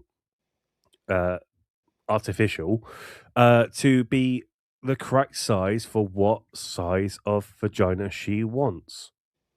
And all this was like, no one fucking told me about this. What the fuck is this about gaursing? What? Right. And I was like, I'm really sorry. Why the fuck has no one told you about this? You're fucking plastic surgery and should be telling you about this. Why the fuck am I? I'm not even a fucking trained doctor. Fuck off. I'm an idiot who has an interest. I just hate when people say, hi, my name is such and such and I'm gay. Or hi, my name is such and such and I'm trans. To me, I don't fucking give a fuck. I don't walk around going, my name is Lamont and I'm black. And and I'm having a hard time in life. I don't think anybody wants to be a deity over someone else and tell them what's right and what's wrong and how to live your life. All of us were born, hopefully, free people to do whatever it is you want to fucking do with your life. Bottom line. Anyone tell you other, they must have a perfect life and they know how to fix and solve your problems, and they have the financial game and the psychologist to come along with it. If not, fuck off. You have the right to do whatever the fuck it is you want to do with your body. Whoever the fuck it is you want to love, do it. I got my own fucking problems. I wake up with my own fucking stress that I'm trying to maintain. I don't need your shit. You go do what you do. All I ask is to be fucking happy. Because if you're not happy, it's a waste of fucking life. But here's where I draw the line. Stop fucking with the kids in this mad, crazy world. It's too much information out there for kids to obtain. Yeah. Parents need to do better with their fucking kids. If you want to get a handle on something, don't let your kids experience the information zone, because once they're in it, they're so malleable, anything sounds good. So stop pushing this shit on our kids. Stop running it through school systems. Let these kids be fucking kids and have a wild imagination. And by the time they get 18 or 25, throw all the bullshit you want at a person, you know? But for, like, to me, the only thing left in this world that are sacred to me is not religion, it's not politics, it's our fucking youth. And the less bullshit we can throw on them, the better. Yeah, and if you can also diagnose the autistic and the ADHD in their 30s, that works great. That works fucking great too. They've already fucking worked out how to fucking do all the shit other people can do and mask it. It's around 30 years old, they go, fuck it, lunatic. I think we all can. It's easy for all of us to get caught into the emotions of what we see on TV and get caught into the emotions of what we see on social media and not have the clear understanding and the full story as to what we're looking at. And what we're doing is we're just reacting, you know, and it's just something that's so easy to do right now. I've seen people react on an AI video that looked 100% real. They put their emotions and they thought it was real, and everyone figured out it was AI, and it's just an eye opener, you know. I think we just really need to pull back on what we consume and how we consume it, and make sure we're consuming something that's real and for us to spend our energy on and actually react to. That's the new almost sixth sense you've got to develop, is knowing what's real, right, and what's not, and also what's legit information, regardless of what source it's coming from. Because, you know, you can have something that you think is coming from a reputable source, you know, historically, you know, your mainstream media, but you just have to understand that is probably one of the most toxic places to actually get your information from. Right. And they can be fooled too. And they can be fooled too. Yeah, absolutely. Yeah. My grandmother, who passed in the 90s, mid-90s, used to say, she was a wise old woman.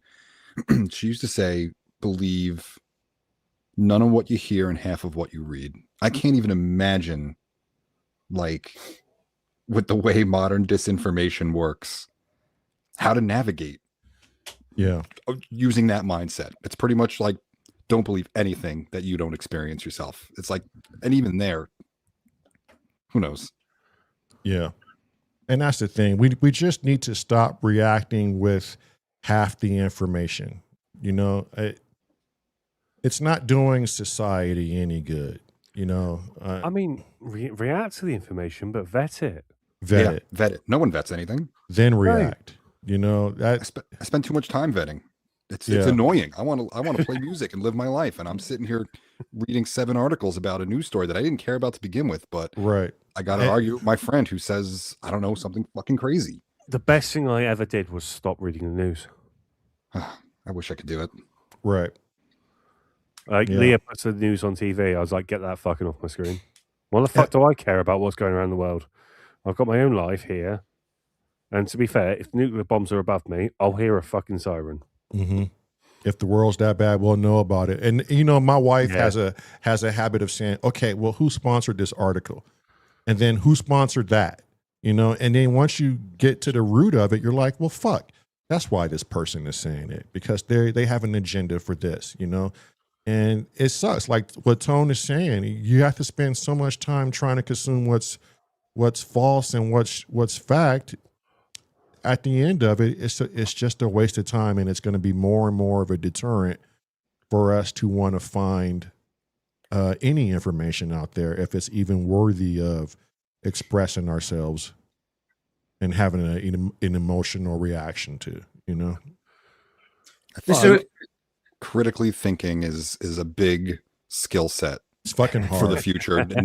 Very few people do it. And like, you hear these news stories and you don't believe them, or you look up where they come from, and you realize that some billionaire's paying that, reporter or that editor, or make that reporter write that article that way. That's great. But like, literally look at the facts of the situation as you can learn them, and critically think, is this okay? Is this not okay? How do I feel about this? How does this affect my worldview? How does this affect the people around me?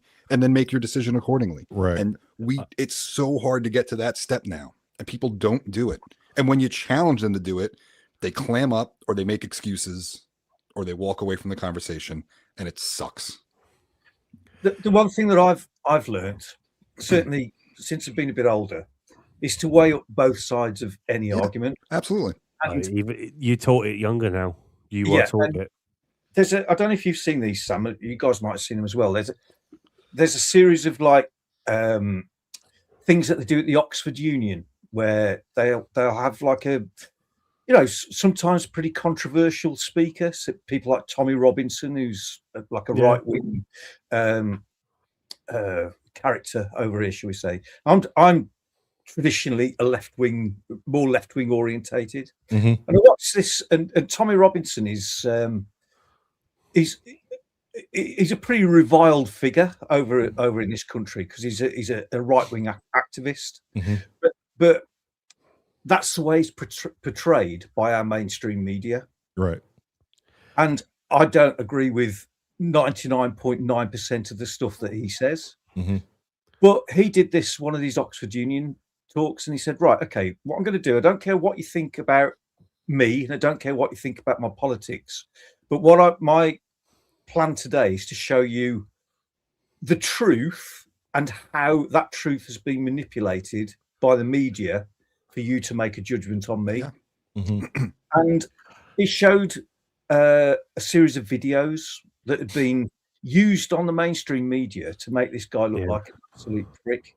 But then he showed you the full length video and what actually happened. And I'm thinking, fucking hell, I've held this really negative opinion of this guy based on the stuff that I've been told in the mainstream media. The narrative is. And now I can see, even though I still disagree with 90% of the stuff that he says, that was complete bollocks that I've been fed. And sorry, you've gone from 99 to 90, and that is the narrative they're throwing. That's all I wanted to say.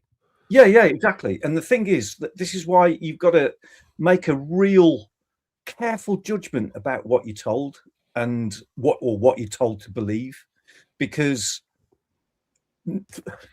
for the majority of the time, what you're actually given is a completely manufactured view to suit whoever's in control, and that's the problem. That's the real problem. This is what I'm saying. You've got to really dig deep to find the truth. But does that make you, Simon, go back on other things and go, well, how much more?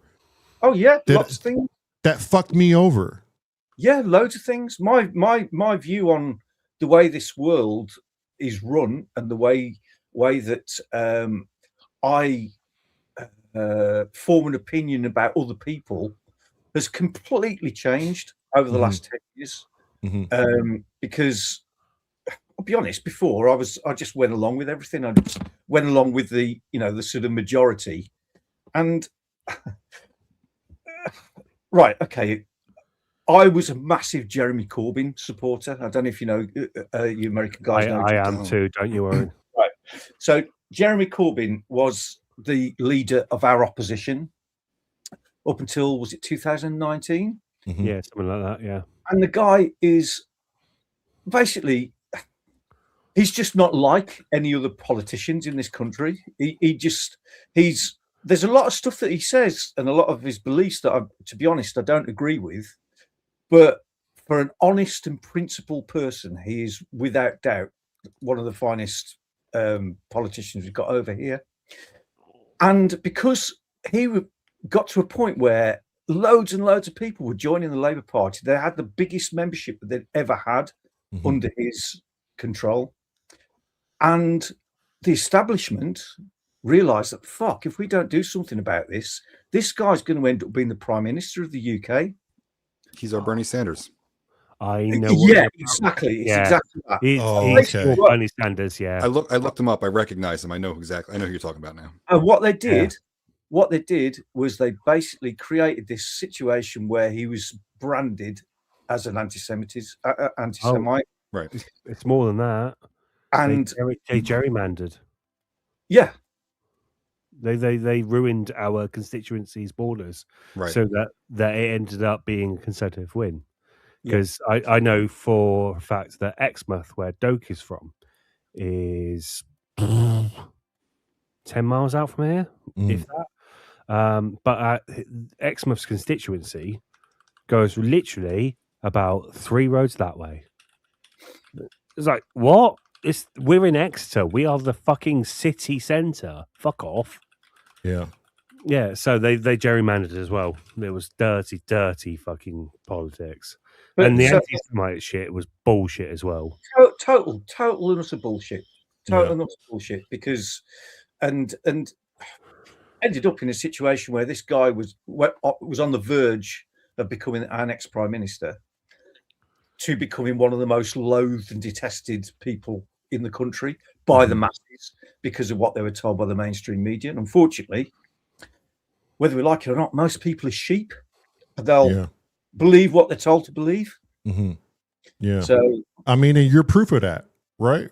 Because had you not stopped yourself to go, okay, at least because you were so highly against Tommy, you still found a way to make a conscious decision. Let me hear this dude all the way out. You could have just easily turned the TV to a different channel, or a few years ago, I would have thought, fucking hell, there's no way I'm watching anything with that twat on. Right. But then now I think, well, okay, let's give this person a chance to put their point across. And I came away still not agreeing with most of what he said, but I did understand that in the same way that they did to Jeremy Corbyn, this guy had been completely misrepresented and wronged by our mainstream media. Yeah. Which is ultimately controlled by, well, I say it's not even by the government, it's by whatever establishment is in your country. Yeah. I was listening to Synth Samurai one day. I think we had a phone conversation, and he said the world is a stage, And then I started hearing other people say the world is a stage. And then I started watching movies. And it's funny that when you watch a movie, they're telling you who the good guy is. And they're telling you who the bad guy is. But when you watch movies, most of the time the bad guys want a sort of peace for the world and accountability for the world and want to do good. And the good guys want to keep continuing on with the bullshit. Status quo. Yeah. Exactly. And I started to look at that and go, fuck. I mean, maybe this is all a stage. The media is literally telling us who's good and who's bad. And if they want to drive our consciousness into a certain direction. Fucking hell, they are masterful at this fucking game because they've accomplished it. They've accomplished a literal left and a right wing party, and they want you to pick a side. They don't want you to have your own mind. They don't want you not to follow this grandiose plan. They literally want you on one side or the other because far in the foreground or far in the background is what's really going on. And as long as we can keep both teams' eyes on this fucking monkey fucking the football, we can pull off whatever the fuck we want. And no one's going to question it, except for when you get on shows like this. And it makes you wonder, shows like this that only have 25 people following on what we're saying. It's no wonder why. Like, you would think shows like this would have tons of people trying to search out something that is balanced, something that it lets people know I'm not the only one who's seeing this shit. And it's just like they strike down the algorithm from deep thinkers like us who are willing to take the time out to hear another person out and go, fuck, I don't have it all sorted out. Or fuck, yeah, maybe I was missing a few things. Or maybe I didn't think about that through and through, you know? It all seems planned. We're using a monopoly right now to talk to each other. Like, Yeah. this is Google. It's paid for. It's StreamYard. Yeah. Yeah. Well, not StreamYard. I mean, like YouTube is what I'm saying. Yeah, It's yeah, like, yeah. You know, they're the ones in control. They don't. I mean, and I'm not saying that I'm not going to be some conspiracy theorist that's like, YouTube's pushing us back or not pushing us forward or whatever it is, not pushing us in the algorithm. But they don't benefit from us doing anything other than making them ad money. So I'll tell you. That's all they care about. I'll tell you a little secret that my eyes were open to this. So What's the secret? Well, when a government is in austerity, the first thing to be cut is the arts. Yeah, of course. Yeah. Is it because it's a luxury? Or is it because the arts is telling you what the fucking hell is It's the going on second in the one. world? Yeah. It's exactly that. They've been burying the arts in the U.S. government, in schools, and in how money gets filtered to it since jazz music. Oh, yeah. Yeah. I'll say this is how I feel about it. Black people started making art in America. White people started paying attention, and you watched the arts do this in America, and they've been doing it since. Like even with hip hop, the conscious hip hop that wakes up the people in the urban cities, look what they do to it. Yeah. It doesn't get no fucking No.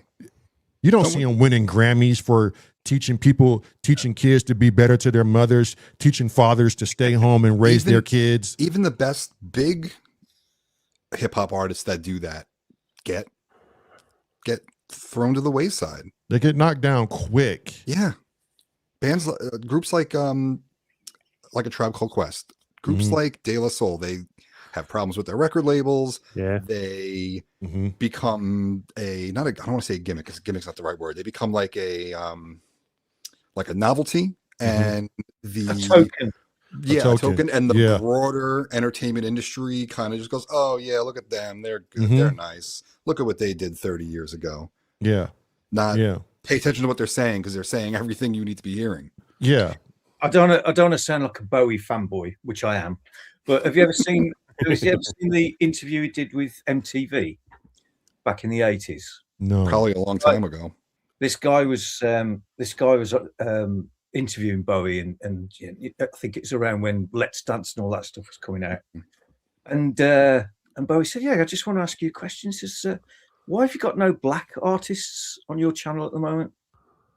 And the guy was just completely flummoxed. He just didn't know what to say. He's going, "Well, it's something we're trying to address."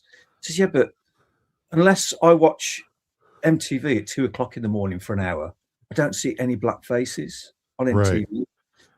And this guy was. I think I remember this. And I thought, and he's fucking right, because all you see was fucking Dire Straits and David Bowie or whatever, but there's no black. I mean, this is fucking Michael Jackson even wasn't getting on MTV, and and that just shows what fucked up situation we were in. Mm-hmm. 40 years ago, is it now? Right. And 40 years is not a long time. It's not a long time, Simon. It is for me, but shut up. It's still some bullshit. Like it's not. It's still bullshit going on. It's just on a different stage now. You know. It's still. Totally. There's still suppression. Yeah, you're right. Yeah, of course there is. And at the end of the day, this is why us lot, guys like us, have just got to fucking understand that it's all bullshit. Yeah. And we just carry on doing what we're doing and doing it our way. Right. Yeah. The not give a fuck mentality. Yeah. Right. Because I don't know about you guys, but when I go to hardware jams or the pub or Get Jervis, the Sin Samurai, or any of these shows that I watch, or just people who don't even go live and they put out content, I feel like it's as free as my mind is going to get. It's as pure as content will get. That's reality. That's the world. That's people. Yeah. It's not the homogenized, this is how you should be and think and feel. Mm-hmm. And that's what I hold on to. Mm-hmm. Because like I said before, most people are like us. Right. Yes. Right. And that's not burying our head in the sand, right? It's not burying our head in that. It's having faith in your fellow, human beings, because most people are the same. And as long as you always remember that, all these fuckers that are trying to tell you what to do, you ignore it or don't give a fuck about it, like you say, Sam. Just carry on doing what we're doing and ignore what you're told to do. Yeah. I mean, like, ultimately, those who believe the world is flat and those who believe the world is round, who gives a fuck? Oh, you would love to be in our fucking community, Sam, I tell you. Yeah, but I don't care if it's a fucking donut shape. Yeah. Can I get from point A to B? Yes. I don't care. Be what you want to be. As long as you do right by me, I'll do right by you. That's my outlook. Yeah. I don't care what you are, who you are, you do wrong by color me. you are, what gender you are, whatever. Mm-hmm. You do right by me, I'll do right by you. That's my mantra. And that's what I'm sticking by. But as soon as you do wrong by me, you can sit in my room, you just can't eat at my table. Yeah. I mean, some people have those barriers. I mean, No. We were all together, so you can eat the same food as me. You can have a wonderful life. Yeah. I just don't want to make conversation with you. Yeah. That's it. That's all that is. Right. And Leah really struggled with that part, like that knowledge. Really struggled because she's taught otherwise. And I don't care. That's what I was taught to believe. Fuck off. Dr. Sin's got it right. Manny, make music and carry on. Yeah, man. Yeah. Yeah. Do more jams. Yeah. If you just, if you keep it simple, but at the same time, we all know where to go to ease the pain, right? Because that's essentially what we're doing, is easing the pain of life, because we can bear witness to what it can be if you don't have a stemming system, if you don't have a release, if you don't have an out. And I think that's why I stuck with YouTube and not just did that 365 and completely walked away from YouTube, because that's what I wanted to do, believe it or not. I just didn't want to come back. But there are so many things where I could use this as therapy and talk with my friends. You know? Even Keith is like, eat more fried chicken. Shit, I wish I could though, Keith. I fucking wish I could as well. Fucking love fried chicken. But don't worry. It's always a Popeyes. Right? Popeyes Fuck. shit, Why does it dude. have to be so fucking unhealthy? The chicken doesn't have to be unhealthy. It does. Except When for you put it fried- in a tub of fucking lard, yeah. Fucking dead when you fry it. Look, guys, it's been a great night. I really miss chatting with the Dixons. You always get something real with the community, and ultimately for me, this is like a mirror. I'm talking to people who are like me, and we don't have to see 100% the same thing, which is the beauty of it. And anytime we do this is never a waste of time for me. I never even want to, get off. I just want to stay in the moment with you guys and continue to figure out how to fucking solve this fucking problem we have here. And I think we found it. And we just do shit like this, So tomorrow, Get Jervis is on Sunday. I think that's 3:00 our time. Is it, Tone? Or 2:00 our time? Anyway, it's 10 p.m. UK time, so it's 5 p.m. you guys. Yeah. Okay. Yeah. 5 our time. 5 Eastern. That's always a fucking Pacific. great. That's always a great fucking show to go on. Noon Hawaiian. Noon Hawaiian. You can check out Hardware Sounds Tuesday. He goes live. Tony from Upstate Downstate. He also goes live. And Simon Greatbatch. I'm dead. To go live. He just did a premiere, which was fucking just amazing. I think it was like 3 tracks that you did back to back. Oh, the Clanfest one, yeah. Yeah. Oh, Clownfest. I was there for that. Don't worry. Yeah, that was amazing. And if you guys are catching this later, or if you're new to Monkey Island, take a look at our comment section and check out everybody who's in the comment section. 99.9% of them are content creators. I dare not ask Sam to link everybody because that crazy motherfucker will do it. I sat here and watched him do it. But yeah, don't look for Dep Twat, by the way, on YouTube because you might find something that you don't really like. Yeah. What is your channel? Is it Simon Greatbatch? I think it is. Yeah, I can't remember. Simon. Greatbatch. Simon Greatbatch for open bracket, aka Fat Dad close bracket. Yeah. Before YouTube fucked real everything. nice snappy one. Sam, you're a pro. Goddamn pro. Look, today is Saturday. I don't know when we'll be back on again, but rest assured, we have Third Ear coming next week, and it will be Viral Beats coming on. Yeah, motherfuckers. And then we recorded Sam's today, so Sam will be the following Thursday. We're still waiting on Get Jervis to get us a date so he can get on Third Ear. Jervis, I know you're fucking listening. Make it happen. We're going to be bugging you tomorrow in the chat. Right. We're still waiting on Asif Stripe to get on. And there's a few more. Like if you guys create music, hop on Third Ear with us. Talk to us. Studio 8 Effects, Mix Master, Banana Rider. Does Milky 101 create music? I don't know. But damn it, if you do, let's talk about it. Biscuit. All right, you guys got anything to say before we get out of here? Love you guys. Yeah. Biscuit, Humans, do more power to jams. people. Biscuit, do more jams. Biscuit, do more jams. Yeah. Hey, look, we seriously, behind all the shenanigans we do on Monkey Island, we love everybody who comes here and who interacts with us. We're not bad people. We just like to have fun and live out loud. And there's no holds bars on Monkey Island. Say what you say, be who you be, and feel how you feel. It's simple. Good. Yeah. All right, guys. Thanks for showing up. Love you. Bye. Practice, mate. Love you. Right. See you guys. Bye, love you.